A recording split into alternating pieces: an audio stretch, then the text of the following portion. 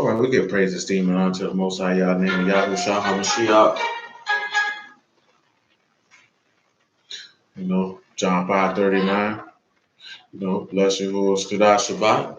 Try this all over again. So, search the scriptures, for them you think you have eternal life, and there to testify of me. But you would not come to me that you might have life. I receive not honor from men, but I know you that you have not the love of Elohim in you. I come in my Abba's name and you receive me not. Another shall come in his own name, him you will receive that I will accuse you. To Abba, there's one that accused you, even Moses, in whom you trust. Had you believed Moses, you would have believed me, for he wrote of me. But if you believe not his writings, how shall you believe my words?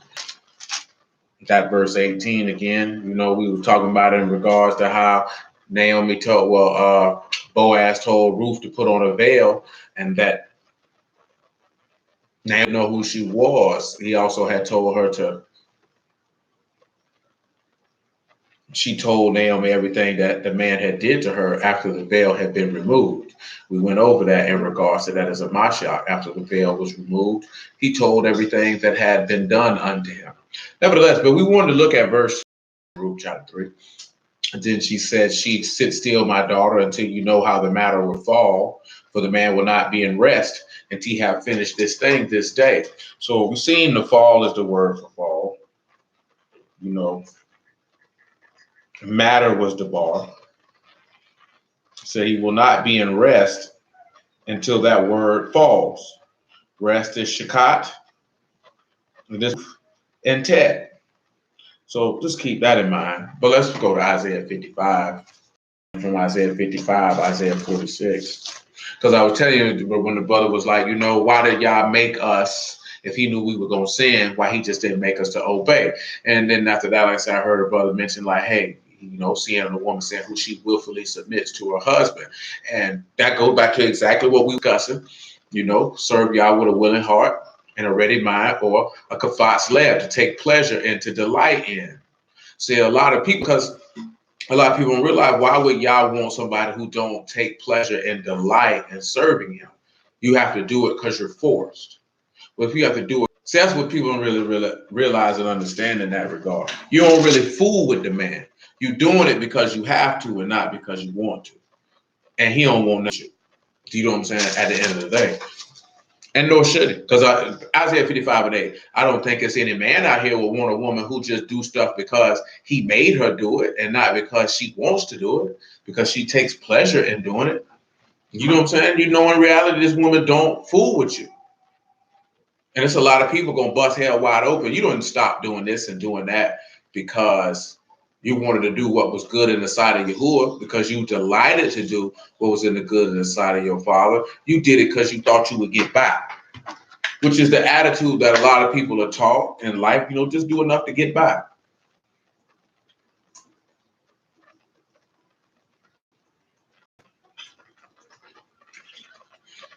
Yahuwah wants you to do it because you love him. And if you love him, you'll delight in it. Nevertheless, this is what another thing I told you. Say, my thoughts are not your thoughts, and neither are your ways my ways. For as Shamahim are higher than their wrath, so are my ways higher than your ways, and my thoughts than your thoughts. His plot, plans, and devices are much higher than yours. For as the rain come down, and the snow from Shamahim return not thither, but water their rats, and make it bring forth and bud, then it may give seed to the sower and bread to the eater. Now let's sit back and take a look at that. Does anybody have any idea what he's trying to impart to you when he says that as rain come down from heaven and snow from heaven, and it doesn't return, but it waters the earth, makes it bring forth and bud, that it may give seed to the sower and bread to the eater? I'll give you a moment. You got something for me over there, Mike?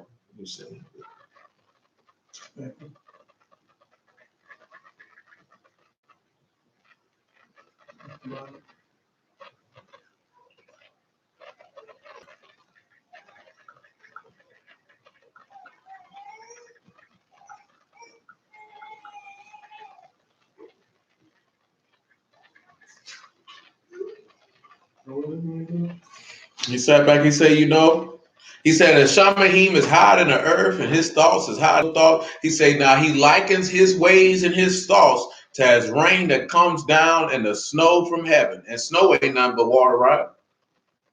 And that it returns not. So when the rain comes down on the earth, it don't come back. Don't go back into heaven. It stays down there. But waters the earth and make it bring forth and bud, that it may give seed to the sower and bread to the eater. Seed to the sower, bread to the eater.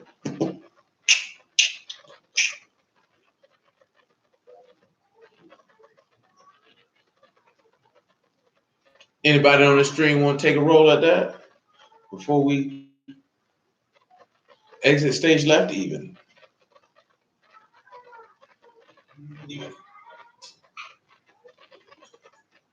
Of course, y'all should know that seed here is, seed, sowing, offspring, semen, posterity, children, a practitioner of righteousness, if you will. You got Zayin and Rosh and Ayin. So, you get to know the fruit of the highest.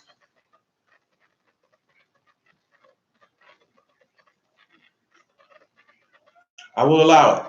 I will allow it. But let's sit back and look at this here. Stanley got on there the Ruach in his body. So let's take a look at something, right? And a couple of places, that's because one just come to my mind off the top. So we'll swing to Psalm 73. And from Psalm 73, Hosea chapter 6. That's what came to my mind to go inside with your Ruach. Psalm 72, actually. Psalm 72.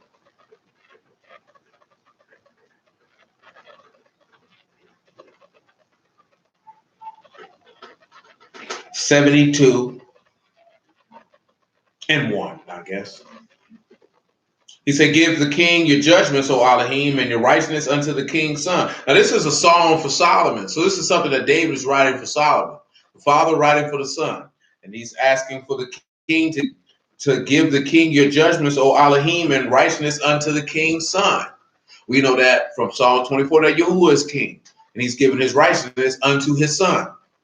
He shall judge your people with righteousness and your poor with judgment. Remember, he said he don't judge after the flesh. He judged no man. But if he judges, his judgment is just. Nevertheless, the mountain shall bring shalom to the people, and the little hills by righteousness. He shall judge the poor of the people. He shall save the children of the needy, and shall break in pieces the oppressor. They shall fear as long as the sun and moon endure throughout all generations. He shall come down like rain upon the mown grass, and as showers that water the earth. So he's like showers that water the earth. Let's take a look at Deuteronomy 32 first. Then Hosea chapter 6. Let's grab something out of Torah with it too. Because Moses told you about it too. 32 and 1. And then the Hosea chapter 6 and 1. So we see that the Ruach aspect, but we also have to understand that he says it doesn't return. So how does it not return? What is it that's budding? How is it giving seed to the sower? The bread to the eater, he done put on there. That one was probably should have been very apparent. But Deuteronomy 32 and 1. Say, give ear, O you Shamahim, and I will speak, and hear, O Aras, the words of my mouth. My doctrine shall drop as the rain, and my speech shall distill as the dew, as the small rain upon the tender herb, and as showers upon the grass, because I will publish the name of Yahuwah, ascribe you greatness unto our Elohim. Now, we've already started in John 5:39. He said he came in my Abba's name. He also stated that you will not see me again till you say, blessed be he who come in the name of Yahuwah. So, it's not his seed putting his word out on that one, but I can understand why you would go in that direction. Let's go to Hosea chapter 6. We're just dealing with the Ruach water in the grass before we get to the part of dealing with why it doesn't return. How does it bring forth and bud? That the seed, that it may give seed to the sower. Let me ask you a question, right? If a sower sows seed, do you think that he will want seed back or he will want fruit? What you think, sir? If you sowing seed, you want seed in return or you want fruit in return? So you want fruit in return. But he's saying that the sower gonna get back seed. So that don't even make sense to him. But yet it makes perfect sense. once we consider a passage that we probably are omitting in our mind, not thinking about it until we actually look at it and say, you know what? It makes perfect sense. But on the surface, and he's absolutely right. That makes no sense at all. Like I say, I want what I sow. If I drop watermelon seed, I want watermelon back. The seed don't do me no good, do it? I'm going to go back with a harvest full of seeds? No, I don't want to go back with a harvest full of seeds. Don't say 6 and 1. But yet he wants to go back with a harvest full of seeds. He said, come, let us return unto Yahuwah, for he hath torn, and he will heal us. He hath smitten, and he will bind us up. After 2 days, he will revive us. And the third day, he will raise us up, and we shall live in his sight. Then we shall know if we follow on to know Yahuwah, his going forth is prepared as the morning. And he shall come unto us as the rain, and the latter and former rain unto the earth. So, just dealing with that one there. So if it doesn't return hither, what can we look at if the rain? Because Stanley's already mentioned that the rain is symbolizing the Ruach HaKodesh. So how does this symbolizing that the Ruach does not return?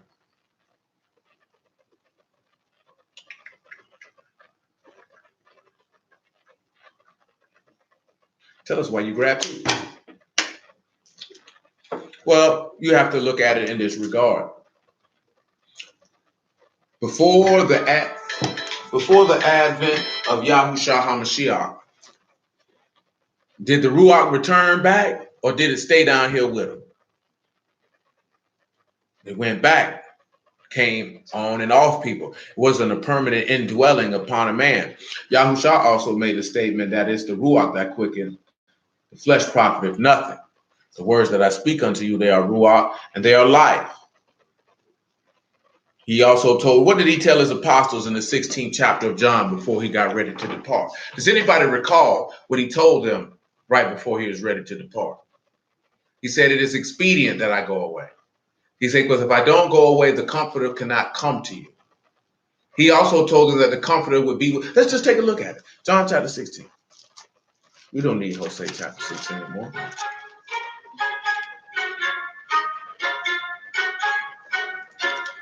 Well, thank you for telling me, because you're so concerned about us in the hurricane, T-Mobile. Isn't that nice of them? Aren't they a company? Who cares?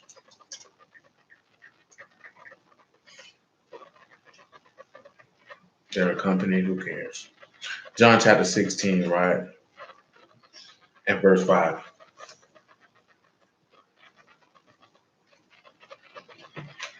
John 16 and 5. But now I go my way to him that sent me, and none of you ask me, where go you? But because I've said these things unto you, sorrow hath filled your heart. Nevertheless, I tell you the truth, is expedient for you that I go away. For if I go not away, the Comforter will not come unto you. But if I depart, I will send him unto you. And when he is come, he will reprove the world of sin and of righteousness and of judgment. Of sin, because they believe not me. Not on me, excuse me. Of righteousness, because I go to my Abba, and you see me no more. Of judgment, because the prince of the world is judged.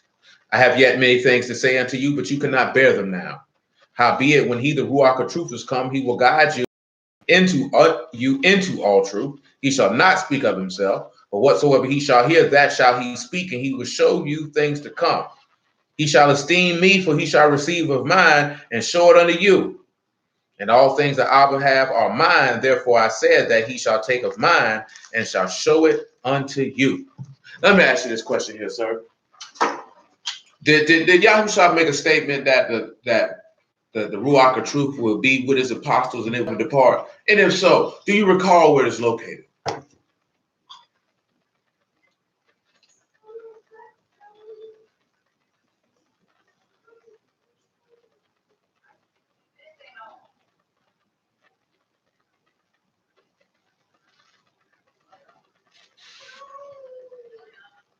You got anything for me on that? Let's take a look at John chapter 14.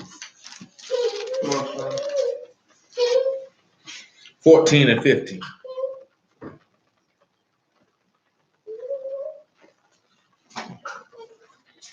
If you love me, keep my commandments. And I will pray Abba, and he shall give you another comforter, that he may abide with you forever. Even the Ruach of truth, whom the world cannot receive, because it see him not, neither know him, but you know him, for he will dwell with you, and he shall be in you. I will not leave you comfortless. I will come to you. So Yahushua has let you know that this Ruach, once it's watered, it's not returning, because it will dwell with the person of whom it is in forever. But now let's look at the seed given, that it may give seed to the sower, that water the earth, that it may bring forth and bud. Now he just already stated that if you drop a seed and the water comes, it should produce fruit. But we looking at seed, it has the actual word for seed here, which is zerah, which is for children. This is for children. Matthew chapter 13. 13 and 36.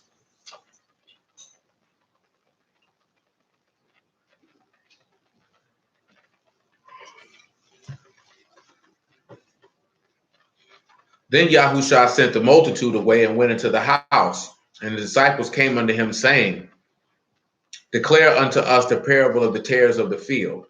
He answered and said unto them, He that sowed the good seed is the Son of Man. The field is the world. The good seed are the children of the kingdom, but the tares are the children of the wicked one. The enemy that sowed them is the devil.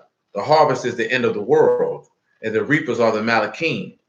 As therefore the tares are gathered and burned in the fire, so shall it be at the end of this world.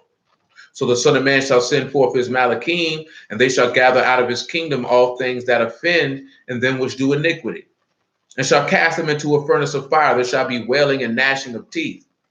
Then shall the righteous shine forth as the sun in the kingdom of the Abba. Who has ears to hear, let him hear. So in regards to when we look at when he says, hey, the seed will return unto the sower, because that seed is the children of the kingdom, or the good seed, or good children. What did he say in John chapter 8 and about verse 44 to the people? He said, you are of your father the devil, and the lust of your father ye will do. Remember the woman's seed and the serpent's. Because see, that I can't even say that young man, that man was older than me. That asinine fool of whom we spoke with, he tried to use that verse in Genesis chapter 3 to try to say a woman has a seed. So he says the woman's seed. See, the woman has a seed. No, sir, you're an idiot. You're a pure idiot, because you know a woman doesn't have a seed. Women have ovaries and eggs and their uterus. They don't have seed, sir. The man has a seed. As we mentioned the other day, like, these niggas venerate a woman in such a high regard, and a woman only has about a 25 to 30-year window to produce children. A man can produce children from age maybe 12 to 13 to the day that he dies. To the day that he dies. A woman ain't having no baby at no 95 years old without Yahuwah's intervention. A woman's not having no baby at 60 years old without Yahuwah's intervention. She has between about 15 to 45. And then it's over for her. You know what I'm saying? It's a wrap. Them eggs dry up, menopause hit, ain't no more cycle.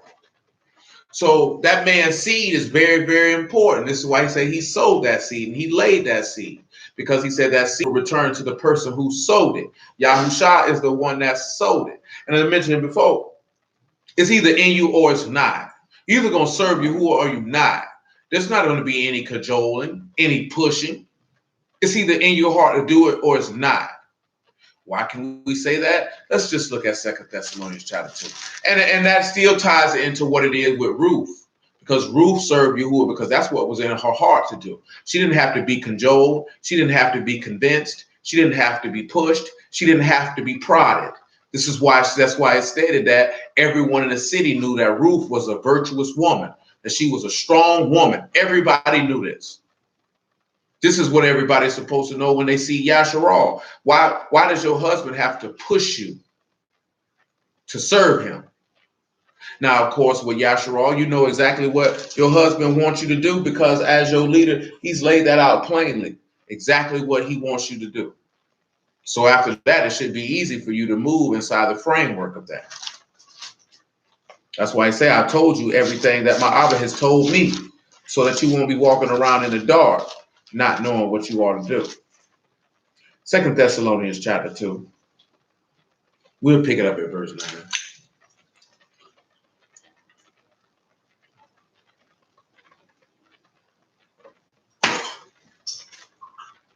He said, even him whose coming is after the working of Hashatan with all power and signs and lying wonders, and with all deceivableness of unrighteousness in them that perish, because they receive not the love of the truth, that they might be saved. And see, that's no different than that's what a rebellious woman is. That's why, and I mentioned that verse, and we didn't use it too deeply, but we'll probably get into it tomorrow.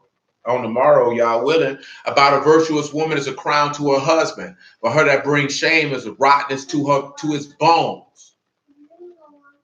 See, a woman who is shameful and disobedient and rebellious makes a man utterly sick. You know what I'm saying? Now, it's on the man to determine what level of woman he's dealing with before he embarks on something of a serious nature. This means you have to take your time. You know what I'm saying? If you don't take your time, you can get burned. So a lot of people done got burned by bald-headed whores only because they didn't take their time with this bald-headed hoe. Because I told Dwight, homeboy, man, you know, it's like this here, man. And I've told y'all numerous times, you can be a whore without having sex with a bunch of men. It's a mindset. Whorish is a mindset, and that mindset is pride and rebellion. You know what I'm saying? Disrespect, disobedience, selfishness, lust, and things of that ilk. You know what I'm saying? Idolatry on top of that, and not necessarily the worshiping of an idol god, but the worshiping of yourself.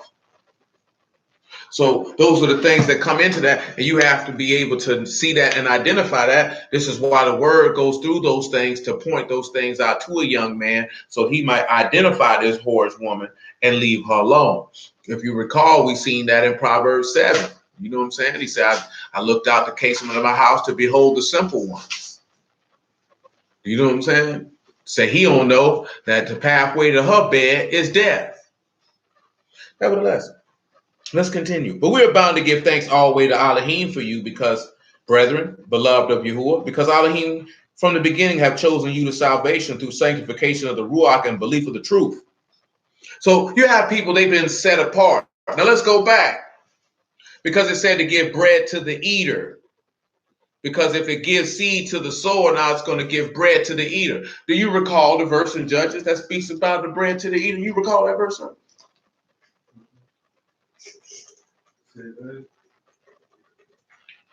Judges 14 and 14, I'm not making. Come over here to Judges 14 and 14. And after Judges 14 and 14, I mentioned it to my homeboy the other day. And we're going to read that right now, because it came to my mind when I was talking to him.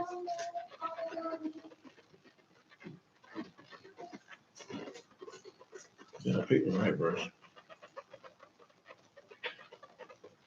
I did. He said unto them, out of the eater came forth meat, now the strong come forth sweetness. Now out of the eater came forth meat. Then it said right here, he said that it might be able to give what? Bread to the eater. So Stanley already mentioned that as forth as partaking in Yahushua's body, because out of the eater came forth meat, because Yahushua therefore told them, take, eat, this is my body. And now he said to give bread to the eater, because Yahushua is there to give his life unto those who will partake. That's why he say, my flesh is meat indeed, and my blood is drink indeed. But what I was mentioning, it's in the last verse of the book of Judges, chapter 21. And what's mentioned is he said, and there was no kings in the times of Yasharal, and every man did that which was right in his own eyes. And I'm saying that is indicative of what you see now, because people move around like a woman. Yasharal moved in the same fashion. There was no man to moderate her behavior. So therefore she did what felt right to her. All that is also the indication that how a woman needs to be led and moderated, because if she is left to her own devices, she's going to do what seems right to her. Doesn't matter if it's, remember, right? They had the Torah, they had the instructions, they had the covenant. They knew what was right and wrong, but there was no one in the flesh to moderate them, to tell them, no, this is the way you ought to go. Who remembers what Yahushua, son of Nun, prayed for Yasharal? Do you remember what he prayed for him in the law? Who remembers what he prayed for him in the law? This is important in that regard. Once we ascertain what Yahushua, son of Nun, prayed for him in the law, we'll go to John chapter 10.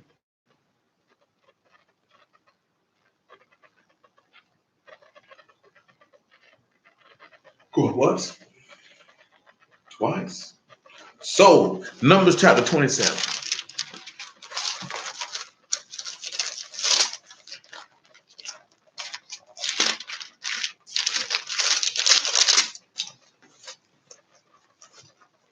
Numbers chapter 27, verse 15.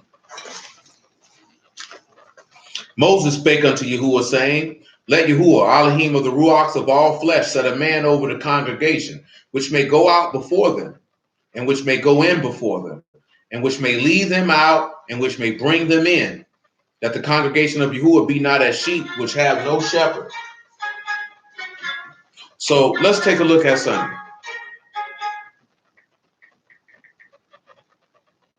Let's take a look at the word lead.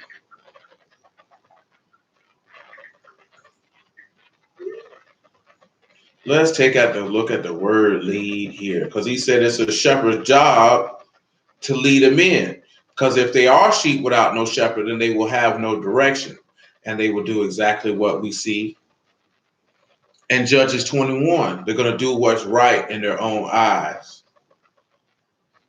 Now, they just have the word yatsa, which we're familiar with, to go out, to come out, to go forth, to proceed, to lead out.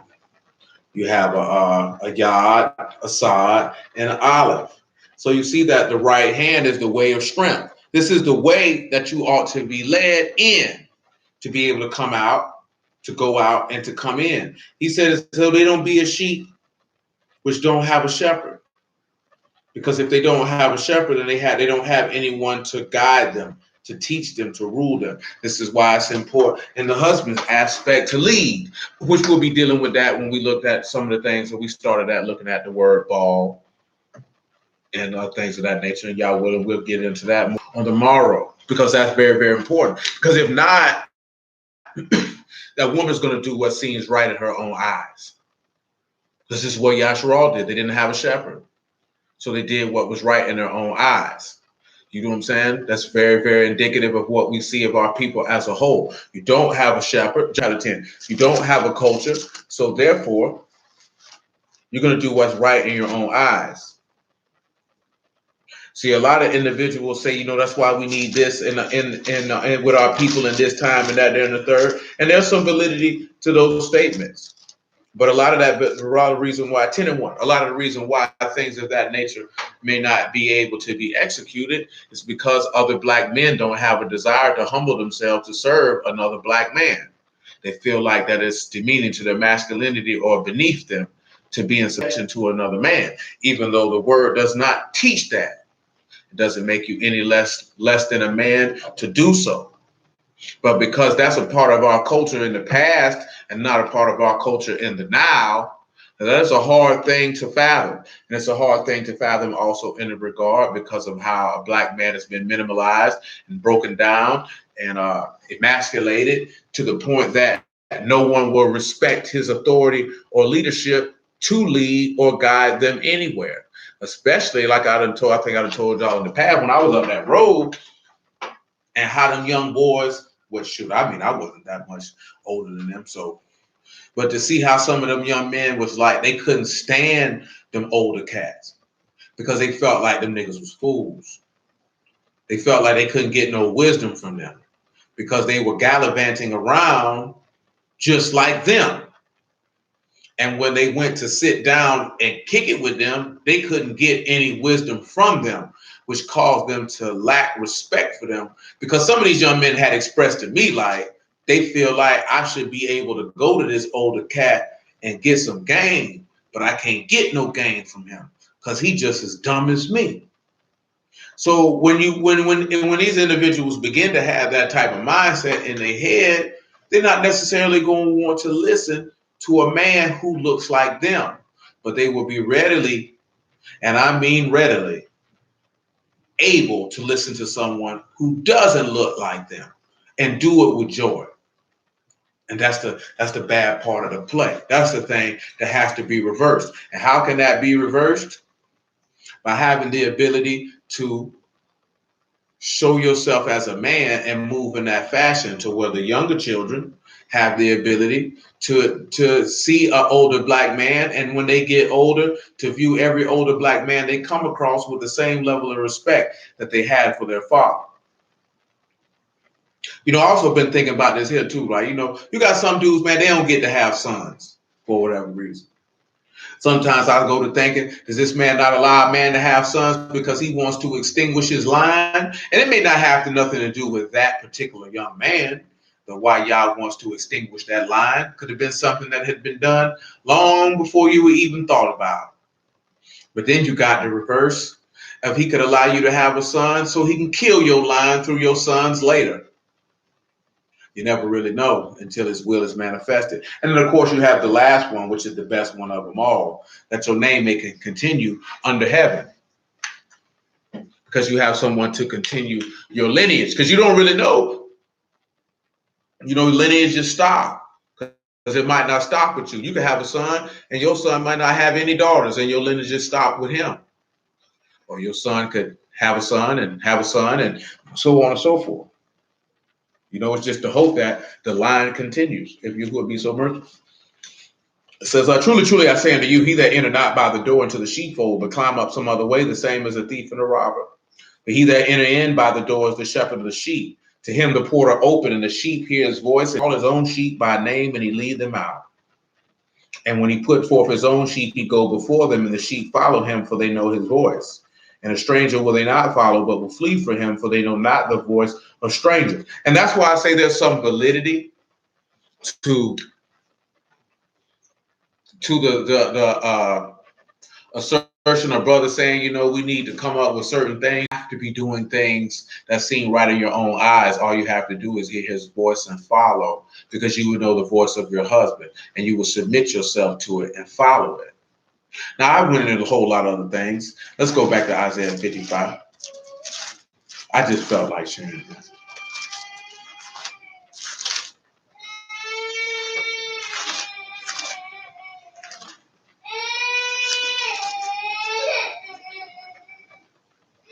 Isaiah 55 and 11.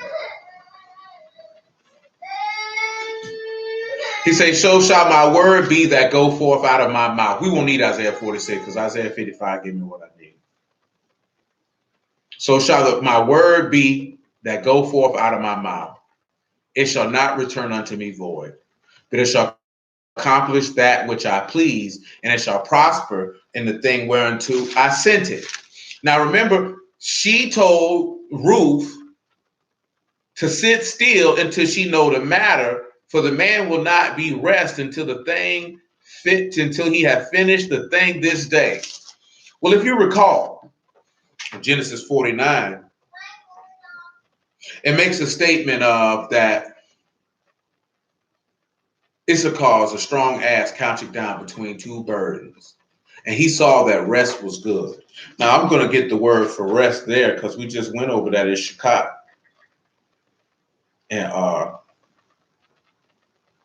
And Ruth. So let's see what word is used for rest here.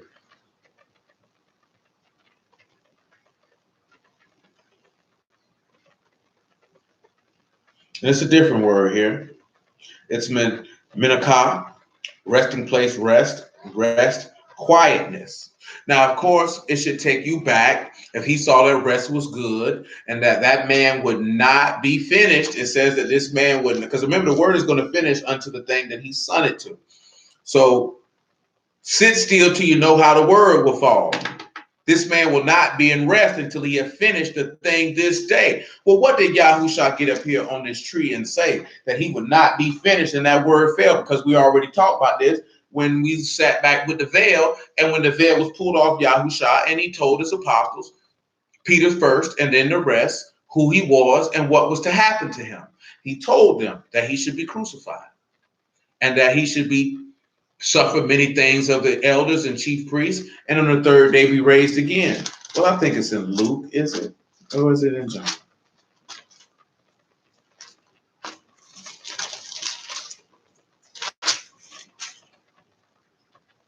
It's definitely in John 19 and 28. The same thing we look at when Paul stated that, I fought the good fight of faith. The journey is not over. See, the word is not complete, and the rest is not complete until he has finished. Well, let's look at this. After this is John 19:28. After this, Yahushua, knowing that all things were now accomplished, that the scripture might be fulfilled, say, I thirst. Now there was a set of vessel full of vinegar, and they filled with a sponge with vinegar, and put it upon the hyssop, and put it to his mouth. And when Yahushua therefore had received the vinegar, he said, it is finished. And he bowed the head and gave up the ruach. So he rested. You should remember from the Torah, he says, and it is finished. And then it went into the Shabbat for him to rest. But again, he said, for the man will not be in rest until he have finished the thing this day. Yahushua told his apostles that he must die and he will not be in rest until that is completed.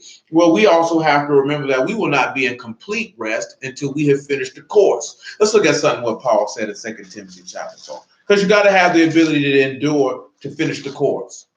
This is basically what Naomi is telling Ruth, and this is how a gracious woman retains her honor, and this is where your strength can come in at, because you wait for the completion of the word.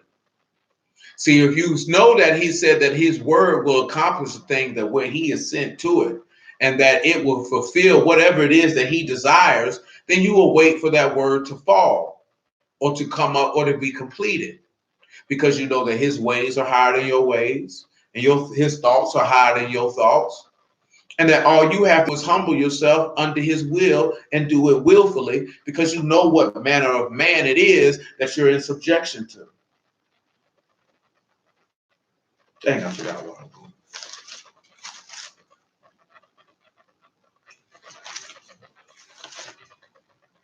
Hold on, maybe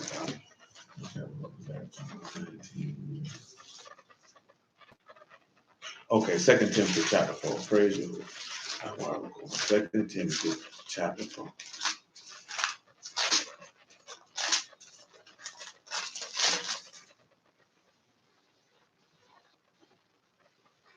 Second Timothy chapter 4, man. I pick it up at verse 1. 2 Timothy 4:1. Ain't gonna hurt nobody.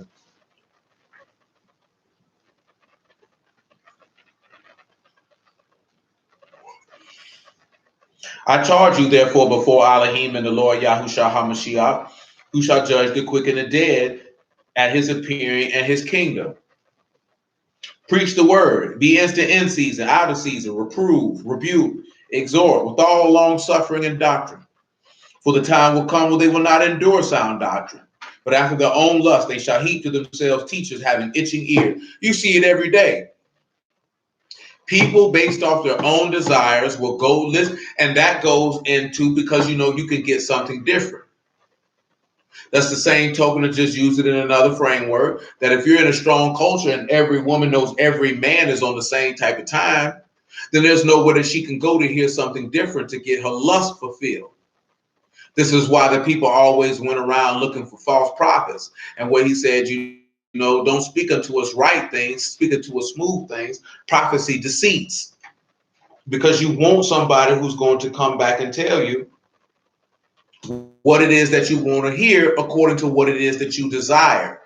That's what you see with Rehoboam. Instead of listening to the elders who had wisdom, he'd rather listen to his friends, listen to his young friends. All that is coming is that you feel like nobody can't tell you anything, versus listening to someone who has the skill and ability to guide you in a fashion that would be more prosperous for you, the way you don't have to go through all the bumps and bruises. See, niggas is hard-headed because niggas want to learn through experience versus learning through the experience of others. When you can learn through the experience of others, you don't have to go through all the nonsense. You can avoid all of that. But we feel like we know what we're doing. Nobody can't tell me nothing. And then we have to go through it the hard way and make the journey more difficult than it had to be. You don't have to make your journey through life difficult. You know what I'm saying? You don't have to do that. That's pride, which makes you make your life more difficult than it has to be, because you don't want to get counsel from someone who can assist you, because you feel like, I know what I'm doing. Even if you feel like you know what you're doing, the word tell you before more to make many counselors, so that doesn't matter. You know what I'm saying? It's a lot of things that I've avoided in my existence just because I learned from others and what they did or didn't do in certain situations. And I didn't have to go through that because they had already done it for me. So I didn't need to have that experience because their experience was enough. Them telling me of their experience was enough for me to say that I know what to do if I'm faced with that, so I can avoid it. That's all. Remember, we already know that. That's kokma, that's wisdom, that's skill in war. That's all wisdom is the ability to know what to do. Well, why wouldn't you be able to take the wisdom from someone else to allow you not to go through unnecessary pain? But we like to go through pain. For what reason? I do not know. You know what I'm saying? I used to have I had a conversation with a dude a long time ago about this here. Everybody was mad. And I think I mentioned it to y'all. Everybody was mad when Kevin Durant went to the Warriors. Oh, he took the easy way out. He took the easy way out. And then I started to ask myself. And then I began to ask others. You know what I'm saying? Like, if you're in any other line of work, they would tell you to go work with the best company or with the best business people or with the best contractors. Why wouldn't an athlete do that? Why does everything have to be difficult in certain situations? Anything worth having is going to be hard because you have to work for it. Like, their championships weren't easy. They still had to put in the work. They still had to practice. They still had to go play the games. They still had to execute. They still had to do the work that was necessary in order to win. But why do you have to feel like you have to make the road as difficult? I never understood that, because they would always mention that hire the smartest people you can. You know, build the best team that you can. You know what I'm saying? So that in order that you may be able to have the best and brightest on the pathway to success. But Black people feel like we have to go through a difficulty. It has to be hard. We have to put 1,000,001 obstacles in our way to say, look, I overcame all of that. Instead of just overcoming the natural obstacles that come about through the course and journey of anything worth doing. You know what I'm saying? It doesn't have to be hard. Even what Yahushua went through wasn't hard. His journey wasn't difficult or hard. His journey was what was ordained for him, and he went about it. Nevertheless, verse 4, and they shall turn away their ears from the truth and shall be turned unto fables. But watch you in all things, endure afflictions, do the work of an evangelist, make full proof of your ministry. For now I'm ready to be offered, and the time of my departure is at hand. I fought a good fight. I finished my course. I have kept the faith. Henceforth there is laid up for the crown of righteousness, which the Lord, the righteous judge, shall give me at that day, and not to me only, but unto all them that also that love his appearing. See, and we're going to be looking at some things with the crown too, y'all willing, on tomorrow. Just set it up, throwing that out there. But you know, he made it a mention that he endured, that the word that Yahuwah spoke did not come back void. It accomplished the thing of what it was set to do. And you have to push, you have to endure, you have to have a delight in whatever it is. Because anything that you're going through, anything that you are, a matter of fact, James chapter 1, anything that you are experiencing is all for the esteem of Yahuwah. And we seem to forget that. It's all for the esteem of Yahuwah. It seems ugly at the moment, but it's all for the esteem of Yahuwah. You can't never forget that, because you could always be at the morgue. You could always be at the morgue. It's the James chapter 4. It's First Peter chapter 5. I'm tripping. You know, you could be in jail. It could always be worse, but it don't get no worse than the morgue, because you out of here. You know what I'm saying? But we don't look at those things. But then again, we also don't consider a lot of things the word say. We get all amped up about birthdays, and the book tell you that the day of your birth is worse. You know what I'm saying? That you should have cried at that. and should be happy at the day of your death.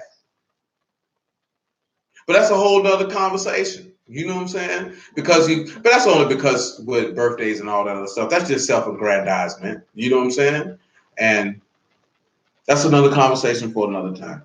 1 Peter chapter 5, though. Make sure we at. 1 Peter 5 and 6. Well, I'll go ahead at 5 and 5. He said, likewise, you younger, submit yourselves unto the elder. Yea, all of you be subject one to another and be clothed with humility. For Elohim resist the proud and give grace to the humble. Humble yourselves, therefore, under the mighty hand of Elohim, that he may exalt you in due time. Casting all your care upon him, for he cares. Be sober, be vigilant, because your adversary, the devil, is a roaring lion, walk about, seeking whom he may devour. Whom resist steadfast in the faith, knowing that the same afflictions are accomplished in your brethren that are in the world. You have to realize the same things that you're going through, somebody else in the world who in the word going through it. Same exact thing. There's nothing unique to anyone. He just said, just remember that, to resist steadfast in the faith. You got to resist the adversary because he's going to come when you got your afflictions on you. Remember, we looked at that Wednesday, that through much tribulation, you got to enter into the kingdom. It's going to cause a little trouble going to come along with it, but it's worth it. He said he exhorted them to continue in the faith. Because when that tribulation comes and that affliction comes, some people don't have the strength to continue.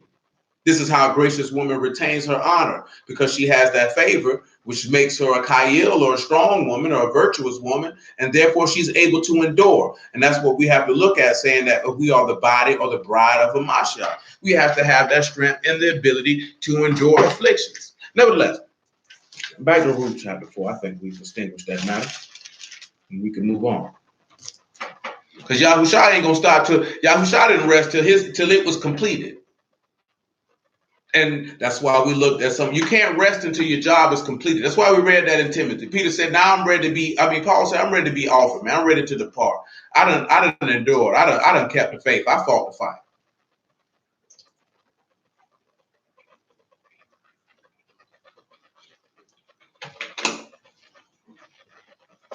And you have to keep that mindset. Just wait on the word. The word matter of fact, Habakkuk chapter 2. Let me do that there, since we talking about that. He ain't gonna have rest till it's finished. Sit still till that word falls. See, a lot of people don't want to hear that. You know what I'm saying? People be feeling like, you got to put action behind that prayer. See, that ain't got nothing to do with it. Because you putting the action behind the prayer does not mean that Yahuwah is going to answer the prayer. You don't see that anywhere in the text.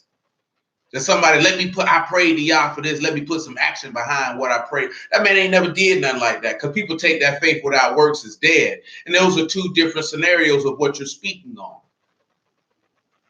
He told Abraham to do something. Abraham believed Yahuwah, so he went and did it. So he showed his belief in Yahuwah by what Yahuwah told him to do, and then he went and did it. That's a different scenario. That's not saying, I want to open a business and then sit back and wait, because you could want to do that. That doesn't mean that's Yah's will. It don't even mean that he's concerned or cares about that. You know what I'm saying? When we look at anybody in the text who prayed to Yahuwah, there wasn't any action David put behind that prayer when he would ask, praying and fasting for that baby not to die. It was up to Yahuwah if that baby was going to die. There was no action that David could do to get Yahuwah to honor that request. There was no action that Yahusha could do to get Yahuwah to honor the request about, if it be possible, let this cup pass. There was no action he had to do behind that. Yahuwah either was going to grant that request or he was not. When King Hezekiah was on his bed and he was about to die, there was no action that King Hezekiah did. He prayed unto Yahuwah. Yahuwah granted his request. It's simple as that. That's how that works. There's nothing that you have to do for this man to honor your request. He either is or he's not. And if he is, it's because it's according to his will to bring esteem to his name, not just to get you this and to get you that. I don't know what niggas get, because at that point, if you have to put action behind what you asked him for, then it was really you fulfilling the prayer and not him. So what you asked him for. You know what I'm saying? There's no action you ever put behind to do something, to get something for your parents when you asked your father for something. You asked your father, Daddy, can I go to the game? There was nothing that you had to do to get him to honor that. He either was going to say, son, you can go, or son, you can't go. Simple as that. But if your daddy told you, son, go cut the grass, and if you cut the grass, you can go to the game. Well, if you go out there and cut the grass, now your faith that your father is going to let you go to the game is manifested because you went outside and cut the grass. It's that simple. That's faith with works. Niggas is dumb. You know what I'm saying? And make stuff out of nothing. And it's very, very simplistic. He told Abraham, get you out of the country from where you are and go to the place where I will send you. Well, he showed forth his faith by getting up and leaving. That was his word. I told you to leave and you left. He told Lot, get out of Sodom and Gomorrah. I'm going to destroy it. He got up and left. His work was he got up and left. He said, son, I need you to go die for the sins of your people. He said, I will go. And his work was manifested on the fact that he went up there and he died on that tree. So there's faith plus works, because I believe you're going to resurrect me from the dead. So therefore, I will go get and be nailed on this tree. I don't see how people can't put that together. This is not difficult to understand. There ain't no action you need to put behind no prayer, man. You can put all the action you want behind it. That man say he don't hear the prayers of sinners. That man say he answers everything if it be according to his will. So that's how that works, man. That's how that works. Period.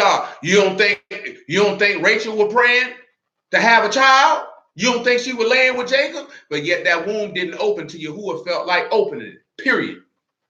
You better understand and know who's in control of all things. And that's Yahuwah Elohim. Always has been and always will be. And blessed be his name. And let that be known. And don't let nobody tell you nothing different, because they lying to you. You're not your own God. You can't answer your own prayer. Like niggas, like you'll sit back and look like Yahuwah looking at you. Look at him. That boy out there putting in that word. I'm a blessing. You sound like a damn fool. You know what I'm saying? You sound like this man makes decisions contingent upon you. You's a damn fool if you think in that fashion. You're certified stupid. I'm talking about if you've been in the word and you say you are learned in the word. I'm not talking to everybody. I'm talking about somebody said they learned in the word. If you have that thought process, you's a damn fool. You know what I'm saying? Because you don't know your Elohim and you don't know how he works. Period. You know what I'm saying? Period. That man sat back and he heard them prayers them people was having in Egypt, and he came, not even prayers, he heard them groaning. But even still, when he came through, it was to get esteem and honor to his name. Period. It wasn't nothing them people had to do. They didn't have to do nothing. The only thing that he asked them to do at the conclusion was to put the blood on their doorpost so he wouldn't kill them. And they showed forth their faith in Yahuwah when they did that, because if they didn't believe, they wouldn't have put the blood up there. Period. That's faith plus works.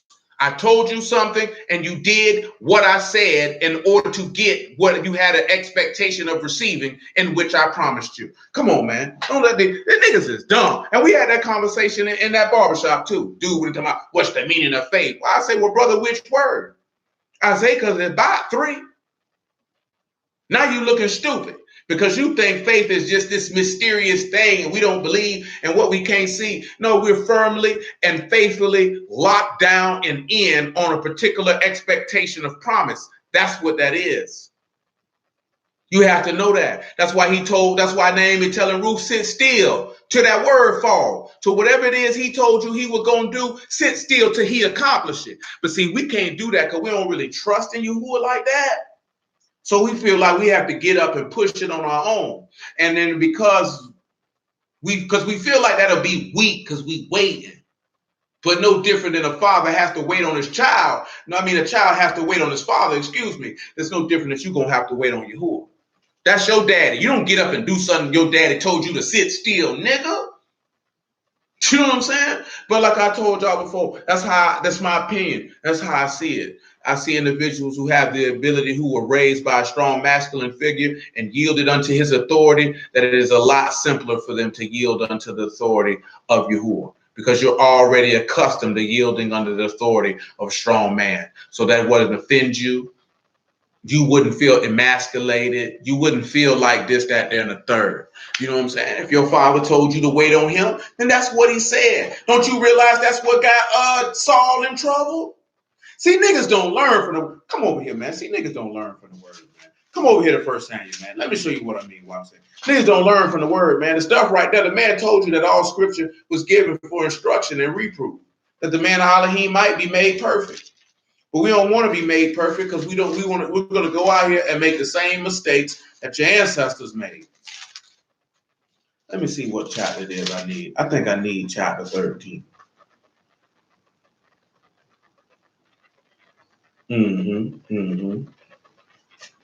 First Samuel chapter 13 and 1. First Samuel 13 and 1. Saul reigned 1 year when he had reigned 2 years over Yasharal. Saul chosen 3,000 men of Yasharal, wherefore 2,000 were Saul in Michmash and in Mount Bethel. 1,000 were with Jonathan in Gibeah of Benjamin, and the rest of the people he sent every man to his tent. Jonathan smote the garrison of the Philistines that was in Gibeah, and the Philistines heard of it. Saul blew the trumpet throughout all the land, let the Abirim hear.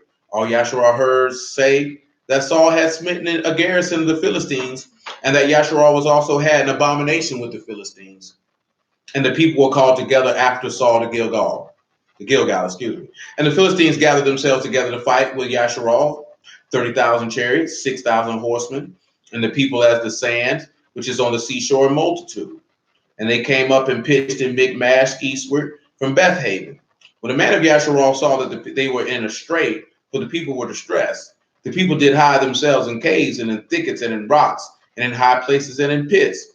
Some of the Abirim went over to Jordan, to the land of Gad and Gilead. As for Saul, he was yet in Gilgal, and all the people followed him trembling. He tarried 7 days according to the set time that Samuel had appointed, but Samuel came not to Gilgal, and the people were scattered from him. Saul said, "Bring hither a burnt offering to me, and the peace offerings," and he offered the burnt offering. And it came to pass, as soon as he made an end of offering the burnt offering, behold, Samuel came, and Saul went out to meet him that he might salute him. Samuel said, "What have you done?" Saul said, "Because I saw the people were scattered from me, and that you came not within the days appointed, that the Philistines gathered themselves together at Michmash.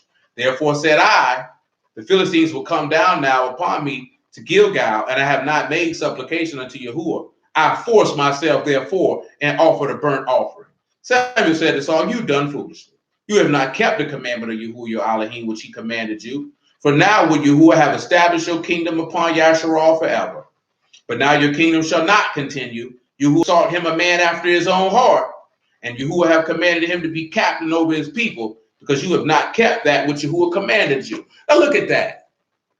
Let's look at the word for. He said, I forced myself to do it. Because you know that you were told to wait. But you didn't want to wait on Yahuwah. You say, "I got to do it now," because all you was looking at the people leaving from me. What am I don't know what to do. I know what I do. I forced myself to make a sacrifice. And that man lost the kingdom.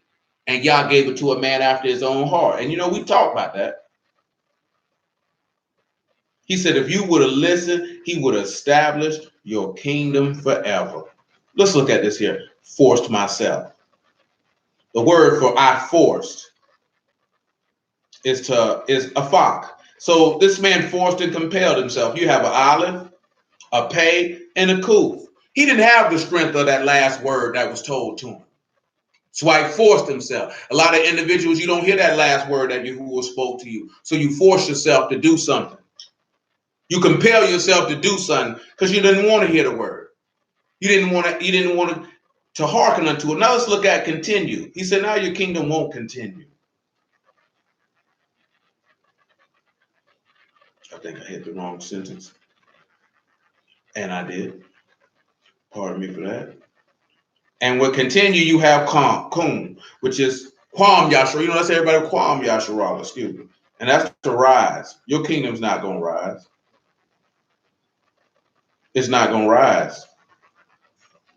You're not going to be lifted up. And what did we read in 1 Peter? Humble yourselves under the mighty hand of Elohim, and he'll lift you up in due time. But you got to wait on him. You got to wait for that word to fall. And people don't be wanting to wait for that word to fall, because I'm going to do it on my time, because I know what I'm doing.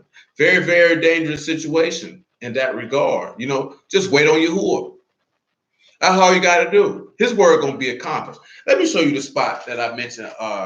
It's in 1 John. I got to use my phone because that page is not in there. I want to say 1 John chapter 3. That he answers prayers according to his will.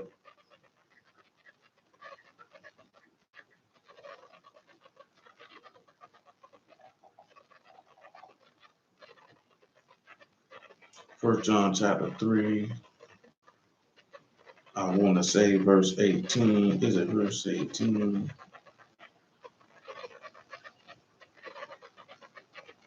Well, first thing, let's look at 1 John 3 and 21. That's not the exact thing that I want to use, but we'll use this one. He said, beloved, if our heart condemn us not, then we have confidence towards Elohim. And whatsoever we ask, we receive of him, because we keep his commandments and do those things that are pleasing in his sight.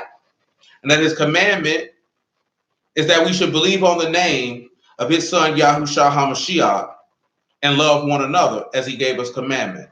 He that keepeth his commandment dwell in him, and he in him. Hereby we know that he abide in us by the Ruach of which he's given us. So then you sit back and look at it. He said he hearkens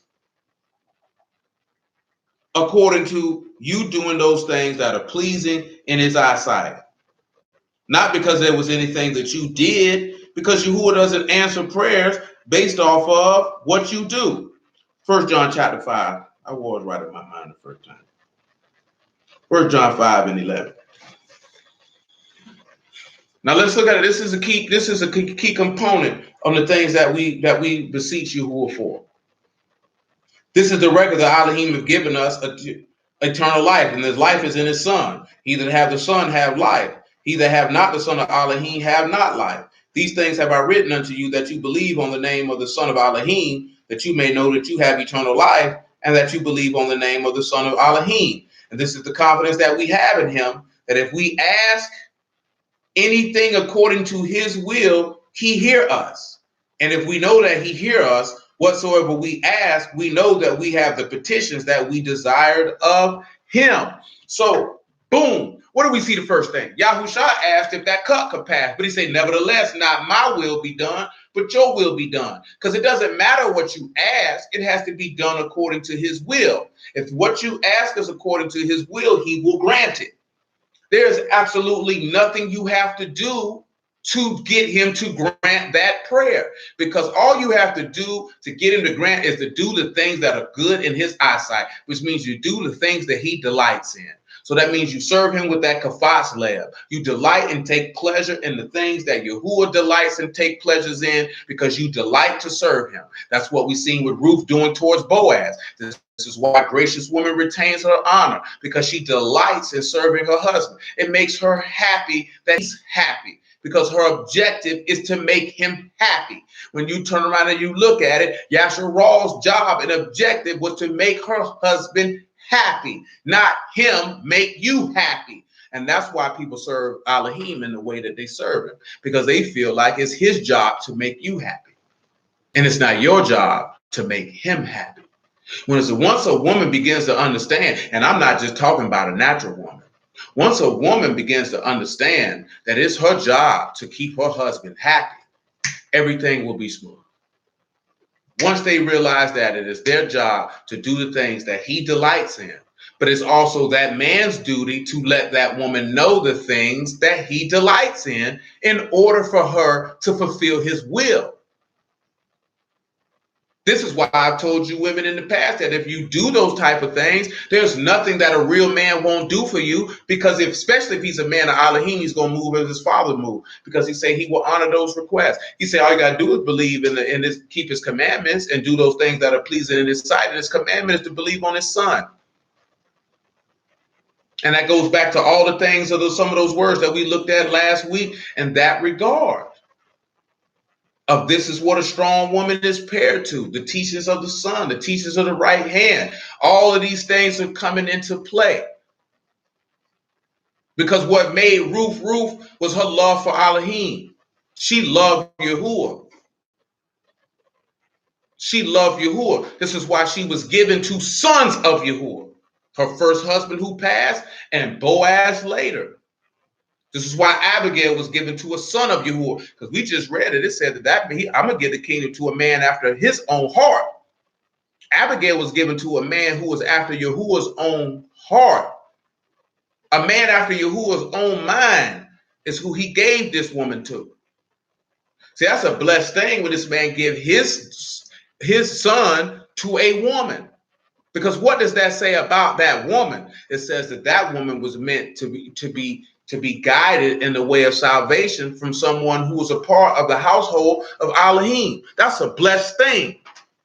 This goes back to the thing that we mentioned, that a prudent wife come from Yahuwah. So if Yahuwah is going to give a wise and understanding woman, he ain't going to give, of course he going to give that woman to one of his sons.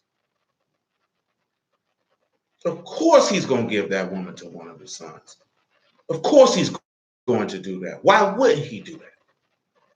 You know what I'm saying? And why is he going to give that woman to one of his sons? Because his son knows what his will is. So therefore, he can impart that will to his spouse. Therefore, his spouse can delight in fulfilling that will because she knows exactly what makes her husband happy. You can't expect your wife to make you happy if you have not explained to her the things that you delight in and what is your will. You can't expect that. That is an unrealistic expectation. She's going to be moving around like a chicken with her head cut off. So there would be no way that she could ever please you, because at that juncture, you don't know what you delight in. So therefore, you don't have the capability to instruct her in that regard. But if you have instructed her in that regard, and then she doesn't take pleasure in the things that you delight in, then this is a person who don't fool with you. And that clearly is a very selfish individual and is only concerned about the fulfilling of their own lusts and desires. Nevertheless, we're finished in 1 Samuel. We can take this journey to Ruth chapter 4 now. Let me grab me some more water because I have completed the water that I have.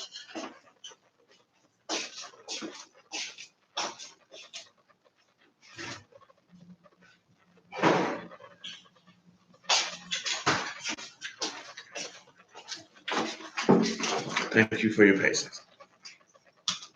Ruth 4:1.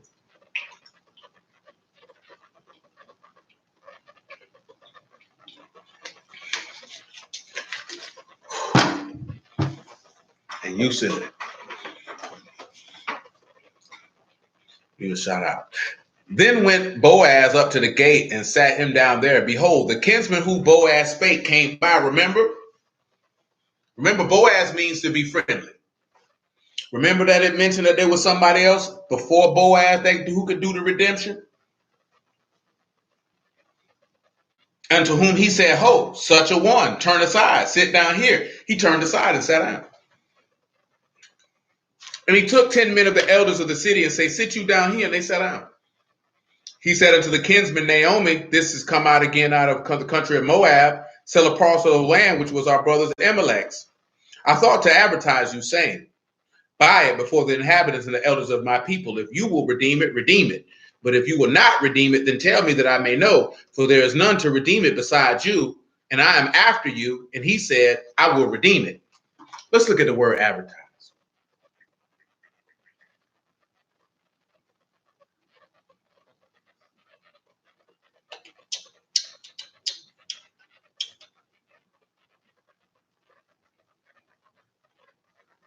The word advertise is galah. I think this is a word that we've used before.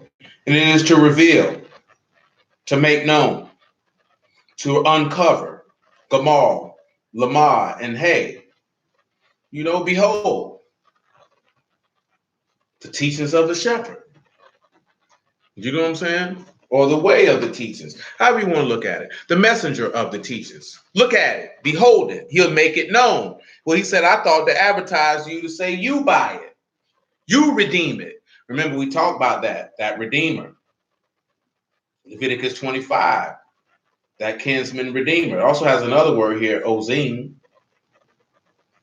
which is the ear, or to uncover the hear or receiving of divine revelation. So this means to uncover a mystery. So that's what it has there, to uncover a mystery, to reveal a mystery of redemption that we're speaking of. Verse 5. Then said Boaz, what day you buy the field of the hand of Naomi, you must buy it also of Ruth the Moabitess, the wife of the dead, to raise up the name of the dead upon his inheritance. Now let's look at what Torah passage that is being mentioned here. Well, we'll finish the rest. And the kinsman said, I cannot redeem it for myself, lest I mar my own inheritance. Redeem you my right to yourself, for I cannot redeem it. Now this was the manner in former time in Yasharal concerning redeeming and concerning changing. For to confirm all things, a man plucked off his shoe and gave it to his neighbor. And this was a testimony in Yasharal. Therefore the kinsman said unto Boaz, buy it for you. So he drew off his shoe. Let's go to Deuteronomy 25 for those who are not familiar of what's being mentioned here. This is the same piece of Torah that got, what his name is? Onan in trouble. See, remember, we've talked about this before. People think Onan was killed for spilling seed. Onan was not spilled for spilling seed. Onan was killed because he was supposed to raise up a name for his dead brother by going into his wife, and he chose to spill his seed on the ground. Let's look at that for those who may not be aware, who may look at this later who have no idea of what I speak.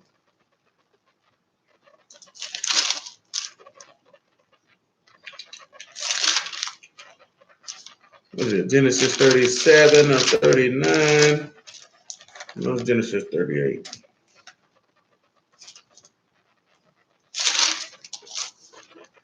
Genesis chapter 38, excuse me. 38:1.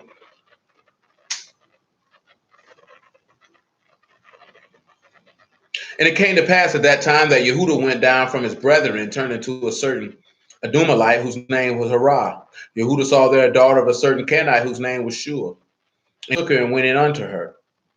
She conceived and bare a son and called his name She conceived again and bare a son and she called his name Onan. She yet again conceived and bare a son and called his name Shelah. And he was at Kezib when she bare him. Yehuda took a wife for his firstborn, whose name was Tamar. Yehuda's firstborn, was wicked in the sight of Yehuda, and Yehuda slew him. So that also sit back and show you, just because you born of a righteous man don't mean your offspring is, because he said that boy was wicked in the sight of Yehuda. Yehuda got out of here. Let's just see what name means. See what, because there's not a lot of information about clearly, because he killed him. And if Yehuda saw fit to slay him, that nigga was wicked. And that's all you can say about that. And it means awake. Ayin and Rosh, he definitely got to know the highest, fooling around with whatever he had going on. Fooling around whatever he had going on. Of course, you should know wicked. He was raw. He was evil. He was bad. He was disagreeable. He was displeasing. This young man was displeasing in the sight of Yahuwah. Why would he be displeasing in the sight of Yahuwah? Because he didn't delight to do the things that Yahuwah delighted in.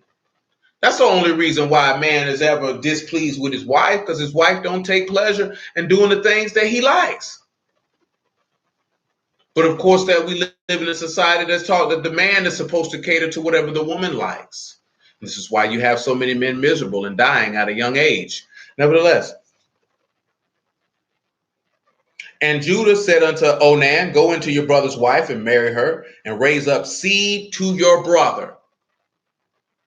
Onan knew that the seed should not be his.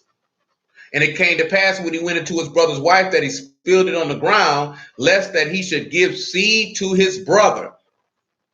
And the thing which he did displeased Yahuwah, wherefore he slew him also. And it's funny to me how individuals can read this book and skip over all of that and be like, it's a sin to spill your seed. And he killed this man because this man knew that the seed that he was going to put in this woman was not going to be counted as his child. And that's why he did it. And the book is very clear on this. Should you spill your seed? Absolutely not. But that's not why he killed this man. You know what I'm saying?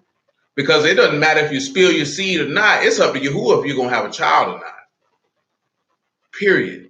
And the main thing that I don't understand is you say you believe in Yahuwah. You say you believe when he say don't take no thought for your life. You say you believe that this man say just be concerned with today because tomorrow is evil in and of itself. And you say you believe that when he said, give us this day our daily bread. So if you know he gonna give you children and you say you in covenant with him and you love him, so therefore he loves you, then what in the world makes you think he wouldn't provide for you the children that he's giving you, which are a byproduct of your obedience and belief in him according to his own word? You think he don't know that you would need a little bit more currency to provide for another mouth? You don't trust that your father would give you enough to do that? Like, you have to really look at it in that construct. Why we don't look at it in that construct? Maybe your dad is a deadbeat. Maybe your dad is not a man's man. Maybe your dad is not a man of his word. So you're not accustomed to being engendered to having that level of trust in a man. But you can put that trust in Yahuwah because he said he showed mercy to thousands of them that love him and keep his commandments. Let that be known. You know what I'm saying? That man say don't take no thought for your life. Your Abba in heaven already know what you have need of before you even ask. That is of no concern to him because that's a light matter. The things that we stress about on this physical plane are light matters to you. They are light matters. You know what I'm saying? Like, when we look at it, yeah, they stress us out and frustrate us as human beings because we're flesh and we're dust, and he knows our frame and he's cognizant of that. And according to this text, he doesn't hold that against us. He understands it. He gets it. That's the part of being an understanding and compassionate father. I can't get mad at a 4-year-old for being a 4-year-old. I can't get mad at a 12-year-old for being a 12-year-old because this is what I expect you to do because you're a child and I know you're my child. So I can have that patience with you because I know you don't know no better. You're just a child. You know what I'm saying? And that's how Yahuwah sees it. He knows you're going to get a little frustrated, maybe even a little nervous, maybe even a little stressed. But you only get stressed about things you can't control. You know what I'm saying? And pressure is really self-imposed because there's no such thing as pressure. Pressure only comes from yourself. Just some people might come with outside pressure, but pressure is only things that you create in your own mind. So at the end of the day, if your mind is stilled by Yahuwah and led by him, all those things mean nothing. Because everything in his flesh is temporary. So you should already know that. Something can be here today and gone tomorrow. So you can't develop emotional attachments to anything that is temporary. Because if you do, it's going to destroy you. But you can make an attachment to Yahuwah. You can make an attachment to Yahushua because they are eternal. So they'll never pass away. So it doesn't matter. But these are the things that we're not taught to be able to allow us to soothe ourselves and our mental state because life is hard. But the books say the way of transgressors is hard. So as long as we're not transgressors, life is going to have its natural tribulations and afflictions as we've seen. But he said, but in him, you'll have shalom. Be of good cheer. This man has overcame the world. So you're to sit back and look at all the obstacles that we think are so difficult. Yahushua has already overcame the only one that you could never overcome. And therefore, in that, we ought to take comfort and rejoice and praise his name continually.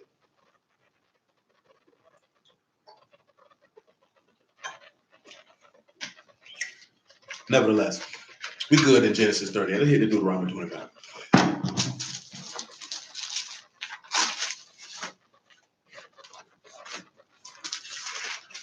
25 and 5.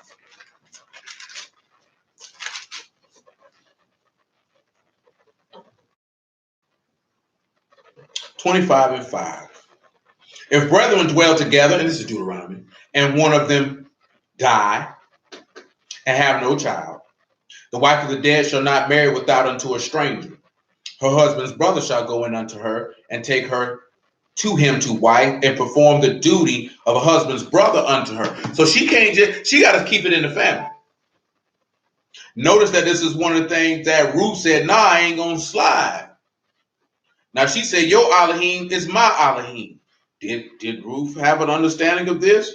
More than likely. More than likely.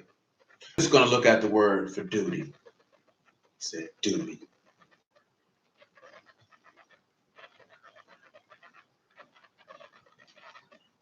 And there, when it says unto a stranger, it has ish zor, so strange man. She will not marry a strange man. The word here for the sentence for perform the duty is yabam. It means to perform a levirate marriage or perform the duty of a brother-in-law. The duty due to a brother who died childless to marry his widow to have a son for his name. Yad, bat, meen. So we could sit back and see how the blood of the sons work. Because this is how you're going to be able, this is the duty to raise up a son for this widow. But we're going to deal with all that because it's complex, but it ain't complex. Let's keep going, verse 6. And it shall be that the firstborn which she bare shall succeed in the name of his brother which is dead, that his name be not put out of Yasharal. So when we look at shall succeed, that is quam, so that is rise, so that a name may rise. When she bear, that name will rise in the name of his brother. Let's continue. If a man like not to take his brother's wife, and then let his brother's wife go up to the gate unto the elders and say, my husband's brother refused to raise up unto his brother a name in Yasharal. He will not perform the duty of my husband's brother. So he won't do it. That's what you see the man doing in Ruth. He said, I can't do it. Then they said, then the elders of the city shall call him and speak unto him. And if he stand to it and say, I like not to take her, then shall his brother's wife come unto him in the presence of the elders and loose his shoe from off his foot and spit in his face. And shall answer and say, so it shall be done unto the man that will not build up his brother's house. And his name shall be called in Yasharal, the house of him that hath his shoe loosed. Give me one moment. And that's what it is for Bill. He doesn't want to establish a family. So we're going to spit in his face. Now let's go back to the book of Ruth. Now, again, it says to succeed and raise up a, because there's a lot of questions be like, well, you know what? I think we read the verse already. But let's do it like this. John chapter 17.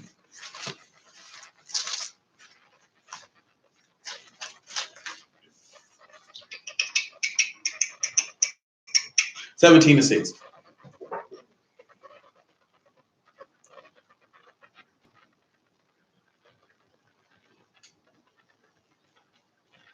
I have manifested your name unto the men which you gave me out of the world. Thine they were, you gave them me, and they kept your word. Now they have known that all things whatsoever you have given me are of you. For I've given unto them the words which you gave me, and they have received them, and have known surely that I come out from you, and they have believed that you did send me. I pray for them. I pray not for the world, but for them which you have given me, for they are thine. All mine are thine, and thine are mine, and I am esteemed in them. You know, a lot of people say, well, how can Yahusha, if Yasharal is Yahuwah's wife, then Yahusha is committing adultery. Niggas is dumb. Because what you got to understand is that because you have committed sin and therefore Yahusha has to die, you become a widow. So therefore he has to raise up a name so that inheritance doesn't be blotted out.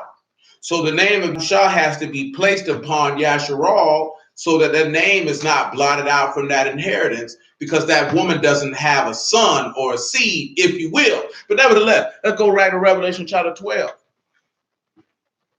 Again, playing the part of a kinsman redeemer, as you see, and also Ruth and Leviticus 25, which we're not going through in great detail this day.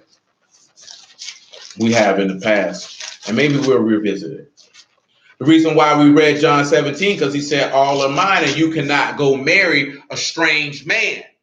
See, pause. Before I read this Revelation 12, come over here to Ezekiel 44. Let me do that first. Let's be thorough with it. Let's not leave anything up in the air. 44. We'll pick it up at 18. Of course, you know that in Leviticus what the law states in regards to marrying a priest. What type of woman that a priest must marry. He got to marry a virgin. Things like that. You guys already know a priest can't be married to no whore. I was talking to my homeboy about that earlier. You know what I'm saying? Like, because he said, you know, he would asking people like, did you know Jesus had brothers and sisters? And people tripping because they didn't know he had, like, niggas idiots. You know what I'm saying? And they're only idiots because you don't even take the time to read and understand what it is you profess, you believe in, and you speak on it as if you're a person of authority. That's what makes you an idiot. So you're not an idiot because you don't know or you're uninformed. You're an idiot when you're uninformed and speak as if you're an authority. That's what makes you an idiot. Because then you should say, you know what? I wasn't aware that that was in there. Could you point me to where that's at so I could read it? Because I'm unfamiliar with that. That would make you an idiot right there. That would make you a wise individual to say, you know what? I wasn't aware of that. I didn't know that. Not to fight and kick and scream and say, he didn't have brothers and sisters, and then somebody show you that. Now you look like a fool. Nevertheless, Ezekiel 44:18. They shall have linen bonnets upon their heads, and they shall have linen breeches upon their loins. They shall not gird themselves with anything that calls sweat.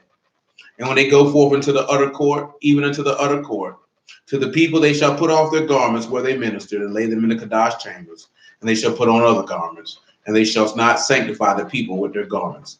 Neither shall they shave their heads, nor suffer their locks to grow long. They shall only poll their heads. Neither shall any priest drink wine when they enter into the inner court. Neither shall they take for their wives a widow, nor her that is put away. But they shall take maidens of the seed of the house of Yasharal, or a widow that had a priest before. She had to have a priest before. Can't marry a woman who's divorced. Knows what he told her, right? Can't wife a widow.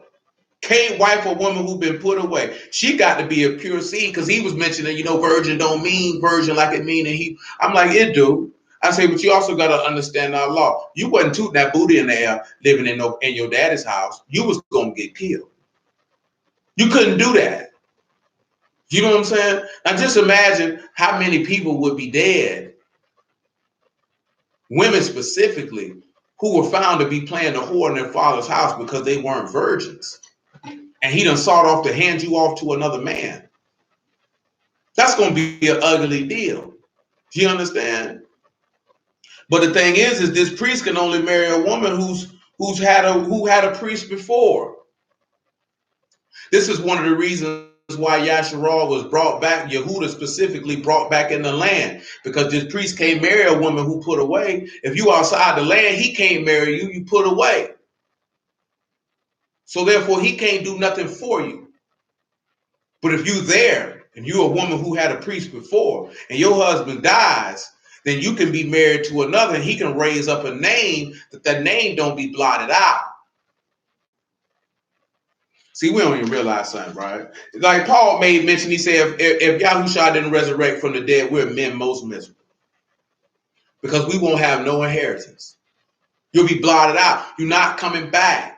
There's no eternal life. There's no land. There's no salvation. There is nothing. There's nothing. You're done. You're through. You're finished. It's over. Back to Revelation chapter 12. And people don't like to have that conversation because they don't really want to have that conversation, because I don't think people really want, Revelation 12:1, I don't think people really want to delve into the fact of the mercy and goodness of Yahuwah. And then that clearly you would submit yourself to him and delight in the fulfilling of his will, because you would understand how good he is, how merciful he is, how long suffering he is, how compassionate he is, and that his salvation is not owed to you, but it's a free gift.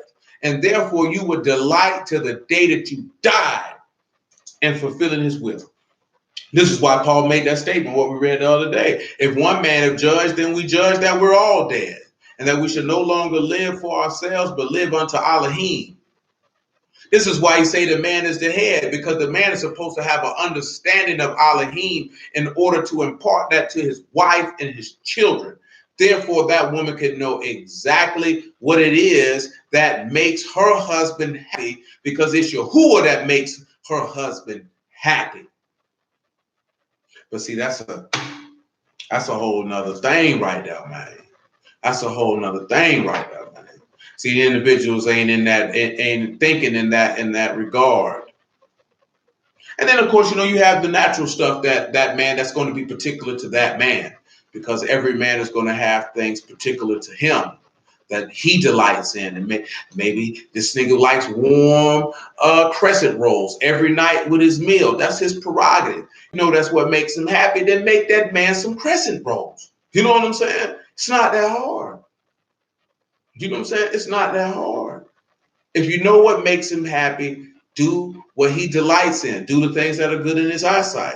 You do those things that are good in his eyesight, there's nothing that this man is not going to do for you, if he is a man of Elohim, as he professes to be. Because we've already seen that with Yahuwah, as it came out their mouth of the Apostle John, that if we do the things that he delights in, he will hearken unto our petitions, if it be according to his will.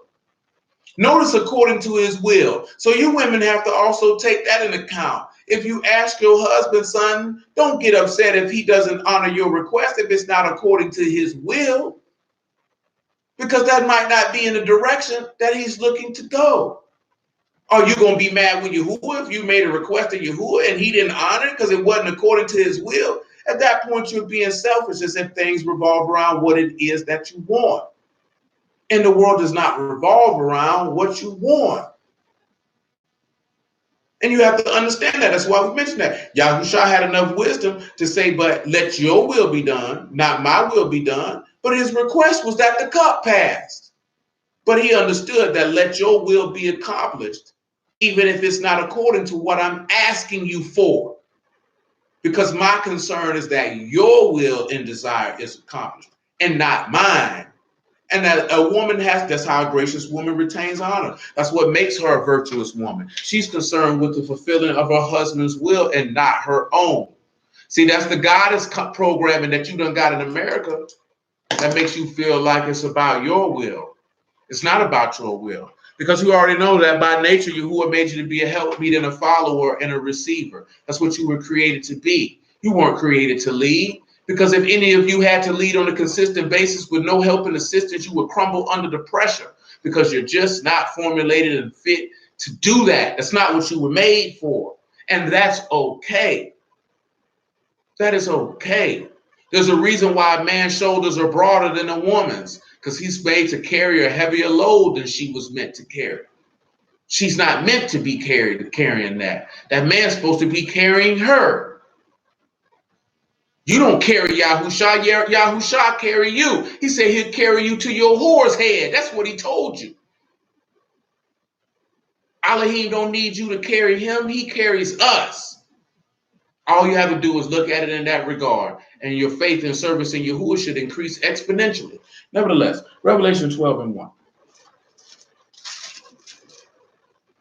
There appeared a great wonder in Shamahim, a woman clothed with the sun, moon under her feet, and upon her head crown of 12 stars. And she, being with child, cried, travailing in birth, and pain to be delivered. And there appeared another wonder in Shamahim, and behold, a great red serpent, having 7 heads and 10 horns and 7 crowns upon his head. And the tail drew the third part of the stars of Shamahim, and did cast them to the earth. And the serpent stood before the woman, which was ready to be delivered, for to devour her child as soon as it was born. She brought forth a man-child who was to rule all nations, the rod of iron.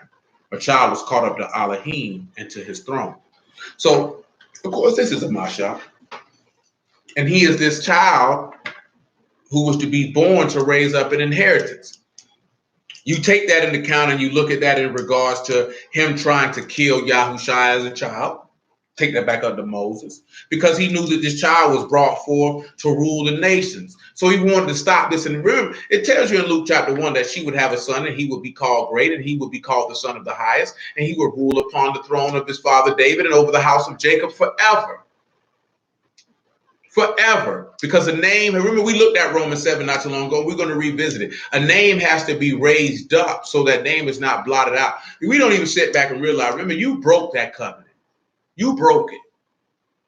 So therefore, because you broke it, your name's going to be blotted out. Now, you can't be married to another because your husband's still alive. Right to Romans 7. We just get it now. So your husband has to die. And in doing so, because you got to remember, and this is how you can look at it too, how we're going to look at it when you pay attention. Yahusha said the son of Adam, son of man, son of man, son of Adam. son of Adam, was married to Yasharal. Remember, he told him that. Do you know what I'm saying? And in regards to Luke 13, he did the same thing that Abraham did. But when he resurrected from the grave, he was raised the son of Elohim. So therefore, he is able to raise up a seed unto his spouse, though. Which goes back to say that you got to wait to sit still until the word has failed, till the bar has failed. Sit still, because he's not going to finish until the work is complete. That's why we went and read John 18. He said, it's finished. The work is complete. Now the work is completed in me dying in order that I may resurrect 3 days from now, which goes back to why she had the everything, this, that, there, and the third, which why you're going to sit still till everything is finished, because now once he resurrects from the dead, now you can be married to another. Now, therefore, I have done my part as a kinsman redeemer, and I have redeemed you, and I have raised up a name upon my dead brother, which was himself. But nevertheless, Romans chapter 7. He said, know you not, brethren, for I speak to them that know Torah, how that Torah have dominion over a man as long as he live. For the woman which have a husband is bound by Torah to a husband so long as he live. But if the husband be dead, she is loose from the Torah of her husband. So then if while her husband lives, she be married to another man, she be called an adulteress. But if her husband be dead, she is free from that Torah, so that she is no adulteress, though she be married to another. Wherefore, my brethren, you also are become dead to Torah by the body of a Mashal, that she should be married to another, even to him who is raised from the dead, that we should bring forth fruit unto Elohim, that you should be married to him who rose from the dead. You were married to him before he went in the grave. But this man has to die, which makes you a widow. And since this makes you a widow, and this priest, because we could go out here preach because he said he can't drink no wine. We already read that in Ezekiel 44, because he's about to go into Shamahim and he can't go into the inner court on no wine. He can't go in the inner court on no wine. Can't do it. That's against the law. Can't do it. That's against the law. He can't do that. He can't do that. And he understood that. He noticed the sign that he's a priest. So because he's done this, he can play that part and he can marry you. Because who in Yasharal was going to do it? Let's look at Romans 5. Who in Yasharal could do it? Romans 5, man. I pick it up at verse 1. Ain't nobody in Yasharal could do that. Nobody could come and redeem you. Don't Psalms 49 say no man can redeem his brother?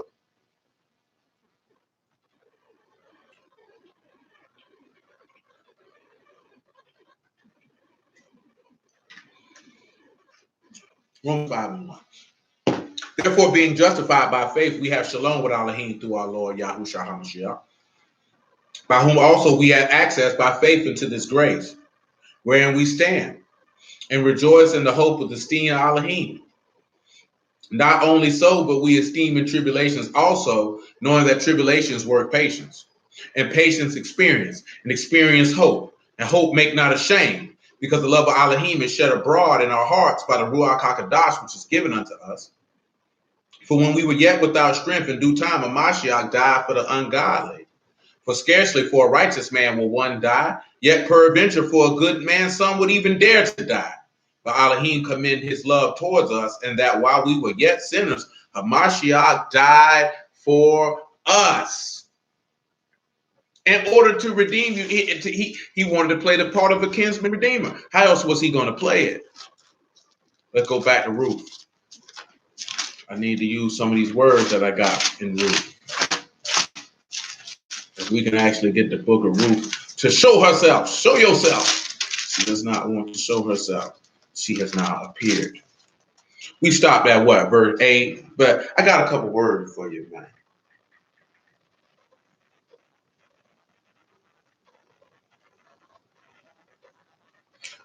First thing that we read in verse 6, that he said he cannot redeem it lest he mar his inheritance. In that particular passage, mar is shakaf. It means to destroy, corrupt, or ruin. Shan, Kot, and Tau. He said he can't redeem it unless he destroys the inheritance. Well, that's to consume the Kadash covenant. So when we think about that, This man says, I can't redeem it. Both of these men we're looking at in the aspect of Yahushua. The one who don't want to redeem it is Yahushua, the son of Adam. The one who will redeem it is Boaz, the son of Elohim. He says, I do not want to mar my own inheritance. He said, I can't redeem it. Why can he not redeem it? Because he told you that flesh and blood cannot inherit the kingdom. Yahushua was flesh and blood at this time. He will mar it, he will corrupt it, he will ruin it, he will destroy it. Why? Because you have consumed the Kadash covenant. Why have you consumed the Kadash covenant? Because you broke it. And him being in the flesh is symbolic of you breaking it. So therefore, he can't redeem it, lest he mar it. Now let's continue. In verse 7, he says, now with this time and former time concerning redeeming and concerning changing. Now let's look at that concerning changing. That word is tumarah. That was exchanged or substitute. So it says, behold, the head's blood secures the covenant. Now this is a substitute. Someone has to come in and substitute. Now you know full well, Yahuwah said he didn't take any pleasure of bulls and goats or anything that were offered by Torah. So he substituted that with his son in order to redeem. Read that again. Now in the former time, and Yasharal concerning redeeming and concerning changing, for to confirm all things. Let's look at confirm all.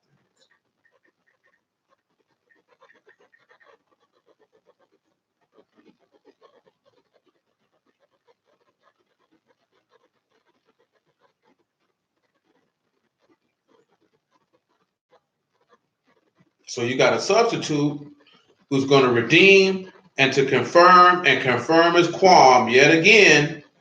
Rise, and all things here is debar. So it's going to confirm the word. Confirm the word. Rise up the word. So again, you see that rise. A substitute will rise according to the word.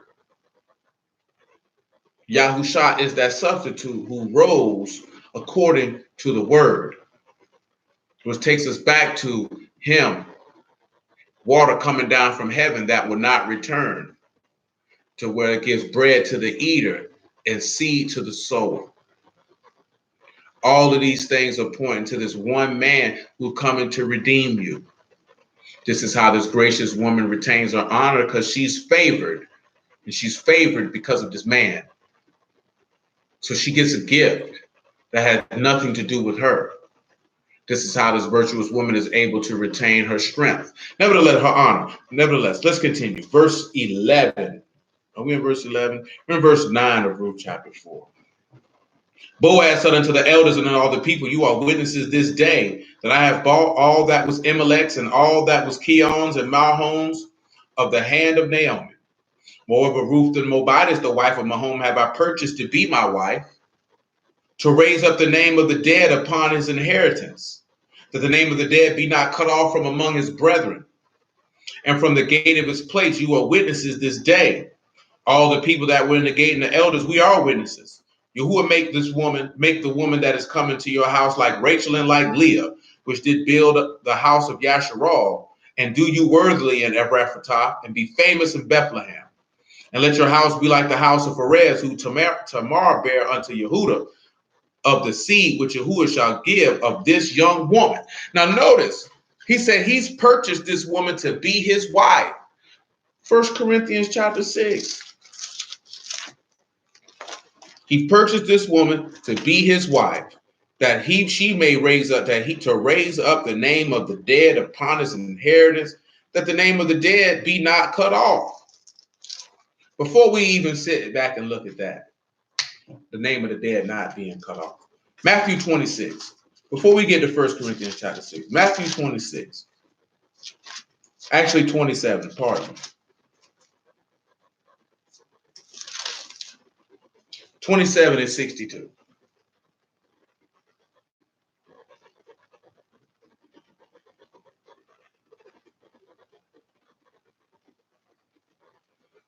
Now the next day that followed the day of the preparation, the chief priests and Pharisees came to gather under Pilate, saying, Sir, we remember that deceiver. While he was yet alive, after 3 days, I will rise again. Command therefore that the sepulchre be made sure until the 3rd day, lest his disciples come by night and steal him away, and say unto the people, He is risen from the dead. So the last error shall be worse than the first. Pilate said unto them, You have your watch and go your way. Make it as sure as you can. So they went and made the sepulchre sure, sealing the stone, setting a watch. So they want to be able to, quote unquote, stop him from resurrecting from the dead, or to stop or to cut his name off, because they want him to be seen as a deceiver. Now we know he resurrected from the dead, but let's look at something in Acts chapter 5, because they want to cut his name off his inheritance, that name be cut off from among his brethren. Now remember, they said we are witnesses. We know according to the text that what were the apostles? We can read that in 1 Corinthians 15. The apostles were witnesses of his resurrection after his purchase, that his name would not be cut off. We're going to look at that for real specific sake. So let's do that now. 1 Corinthians chapter 15. I could mention it, but I feel like going old school with it and being specific and detailed as possible. 1 Corinthians chapter 15 and 3.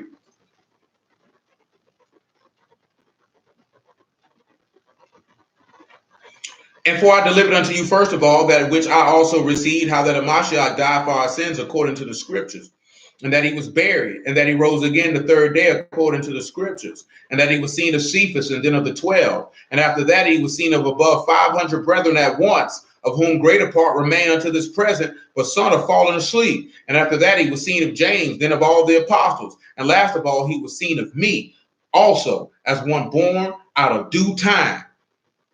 Now we know the apostles also seen him. We can read Luke 24.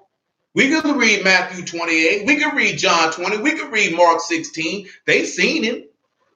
They are witnesses that he has purchased this woman. And we know the specific one when he said, a Ruach don't have flesh and bone as you see me have, because I haven't corrupted and ruined mine inheritance. I kept it pure. I kept it pure because I kept myself. Remember what he said? I sanctified myself by the truth, that they might sanctify themselves by the truth.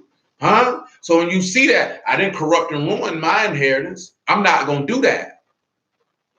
That's why Yahushua, which one of you convinced me of a sin? And if not, why do you accuse me? Why don't you believe me? Because I haven't corrupted and ruined mine inheritance. I have not ruined. I was as the son of Adam. Yahushua did not mar or ruin or corrupt his inheritance. So Boaz, which is friendly, and he said, I call you friends, because greater love have no man than this, that a man lay his life down for his friends. And I call you friends if you do whatsoever I commanded you. And guess what Ruth did? Whatsoever Boaz commanded her. Therefore she was his friend, and he revealed unto her, and he bought her. Nevertheless, well, look at chapter 6 while we're here.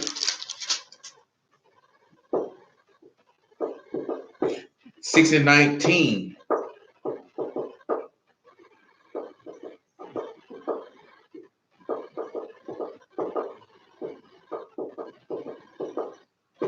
He said, what? Know you not that your body is the temple of the Ruach HaKodesh, which is not your own?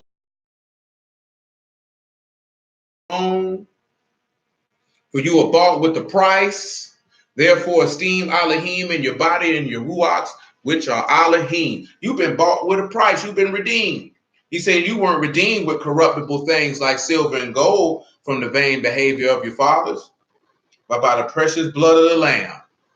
Ain't that what Peter told you? That's what Peter told you. Peter said you were redeemed with the precious blood of the Lamb, without spot or blemish, not with silver and gold from the vain behavior, not with silver and gold.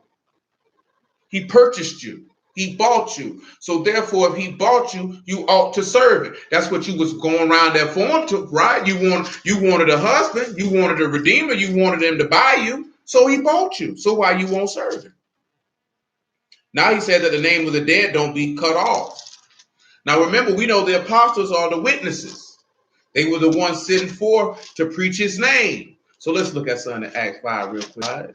Because let's see if they was like this here. They wanted them to stop speaking in his name. Y'all already know what it say. But we'll make it plain for them. Where we want to start at, man? Acts 5 and 17.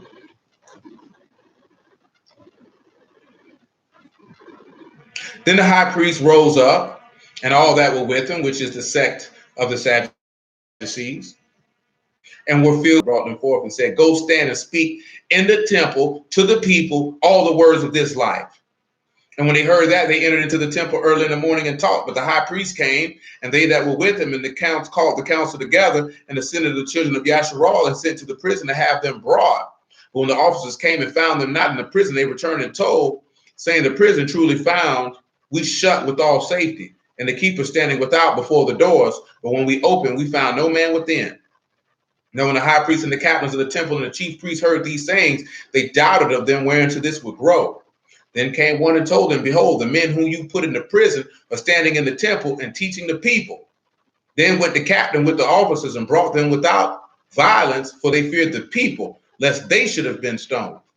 And when they brought them, they set them before the council, and the high priest asked them, saying, did we not straitly command you that you should not teach in this name? Behold, you fill Jerusalem with your doctrine and intend to bring this man's blood upon. See, they were trying to wipe out this man's inheritance, but that's why they were witnesses. They were witnesses that Yahushua made this purchase. The apostles were witnesses that he made this purchase. That's why I say a Ruach don't have flesh and bone like you see me have flesh in my flesh, bone in my bone. This I paid for. I the law, I paid for. I give you the word for it in the characters. I paid for that. That's my purchase. That's me right there. I redeemed that. And that's kana, excuse me. I'm thinking of something else. That's to acquire and to possess. Kuf, noon, and hey. Look at that. The last Adam brings life.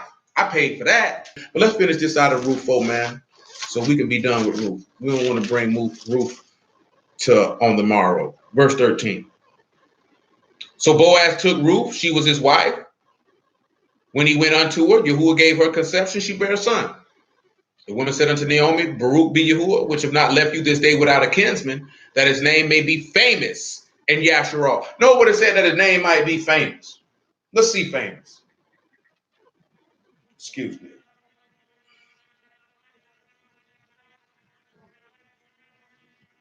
And that is Korah. And that is to call out, to recite, to invite, to call for, to read aloud, to be proclaimed, to be named, to be chosen. Kuf, Rosh, and Aleph. So all you can sit back and look at is that what? The strength of the final chief, or the strength of the final head. Because that last head, first head was Adam, and you can think about that in Micah about returning to the first dominion. But what is that? To call out. And what did we just see the apostles were doing? They were preaching Yahushua. They were calling him out. They were reciting him. They were making him known. This is why we proclaim the gospel and make the name of Yahushua known before he's been made famous, because that name had not been blotted out amongst Yasharal, that we were not left without a kinsman. We will not love your life and a nourisher of old age. For your daughter-in-law, which love you, which is better to you than 7 sons, have borne it. And say, what? A restorer of life. What was Yahushua for us? A restorer of life. And restorer there is Shu. Y'all remember that? That's to turn back, to convert, to return. Shan, U, and Ba.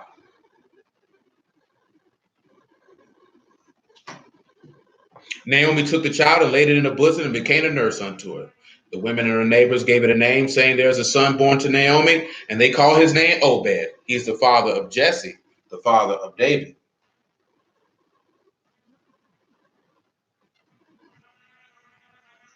And Obed simply means serving. She had a son whose name meant to serve.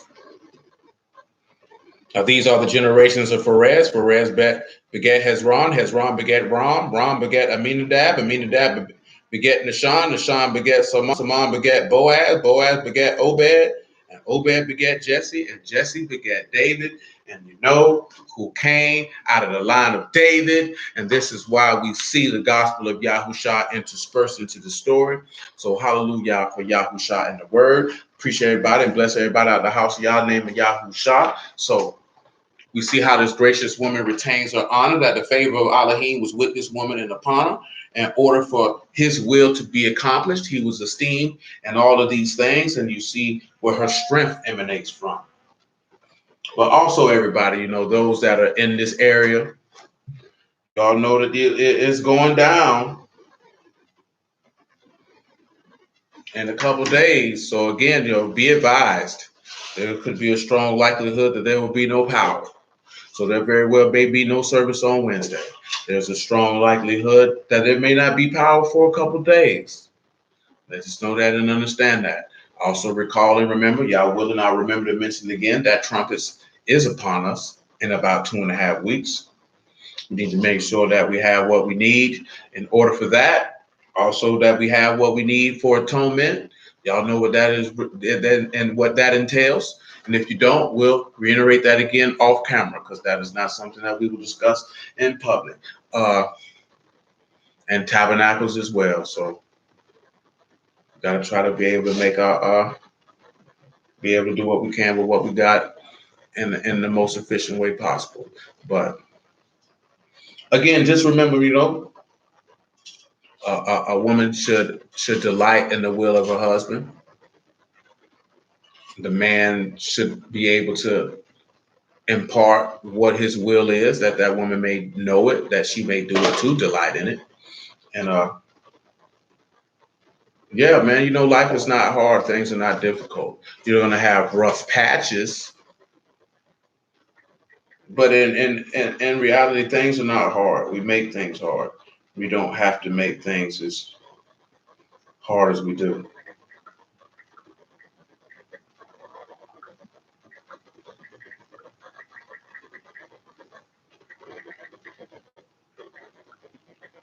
You know what I'm saying? Just keep things simple. Keep things simple. Life be simple. That's why he say, I will not, for the simplicity and Mashiach. Life is simple. You know what I'm saying? It's going to have ups and downs. But that's where you know, your loyalty and your fidelity and your love and your sacrifice to individuals is going to come into regard. You know what I'm saying? You got to make things difficult. You know what I'm saying? Somebody love you, love them back. You know what I'm saying? If they down with you, roll with them. You know what I'm saying? Just do your job. Do your job, everything be smooth. Like I mentioned before, like with Yahuwah, you know what Yahuwah's will is. So his wife should know what it is that she may delight in it.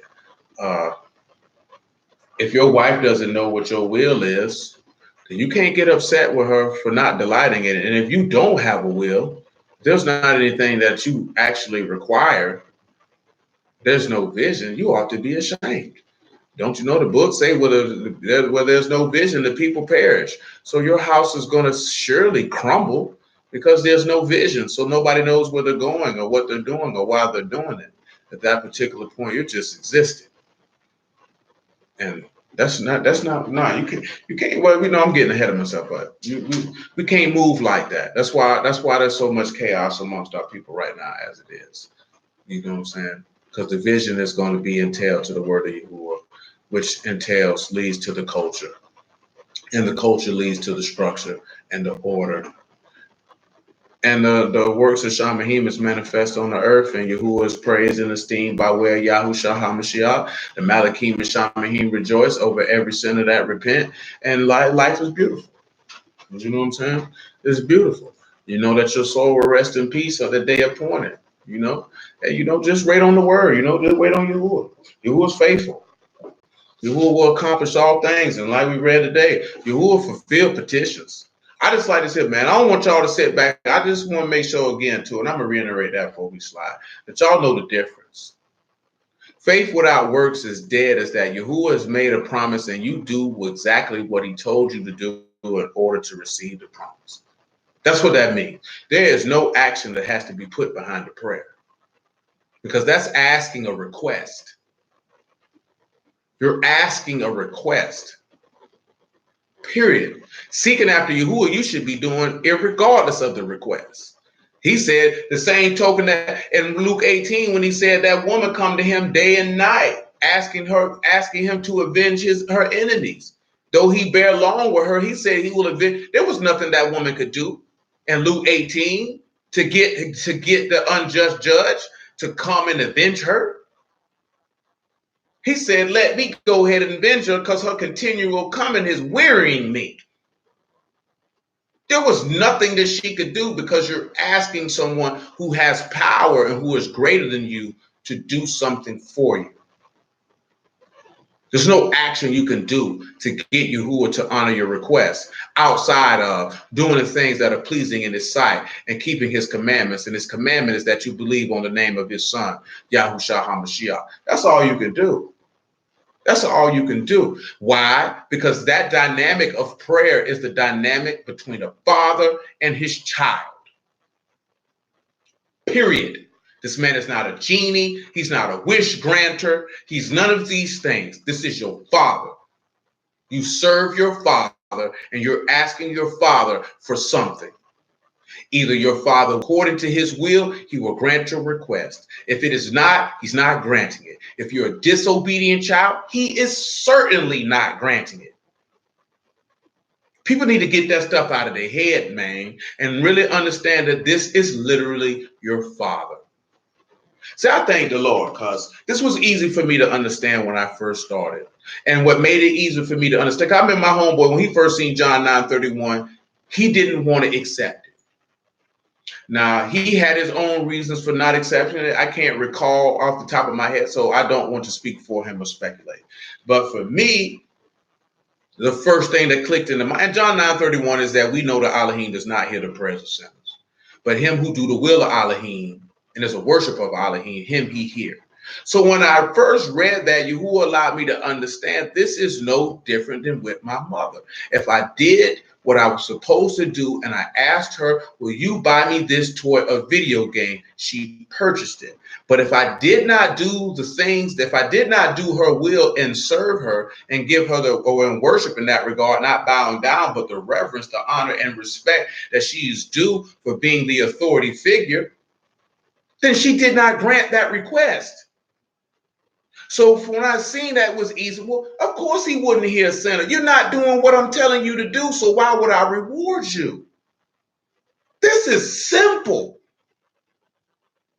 Now, either I'm that intelligent or Yahuwah is that great. I learn to go with the latter. That great that allows me to understand this is what this means. Cool, I get it. I follow your will and your way. You'll grant my request. What's hard about that? There's nothing you have to do. There's nothing you have to do outside of believing that Yahuwah will do it. Because if you don't believe Yahuwah will do it, then he's not going to do it. Because a double-minded man is unstable in all his ways, and you will receive nothing of the Lord. He's already told you that.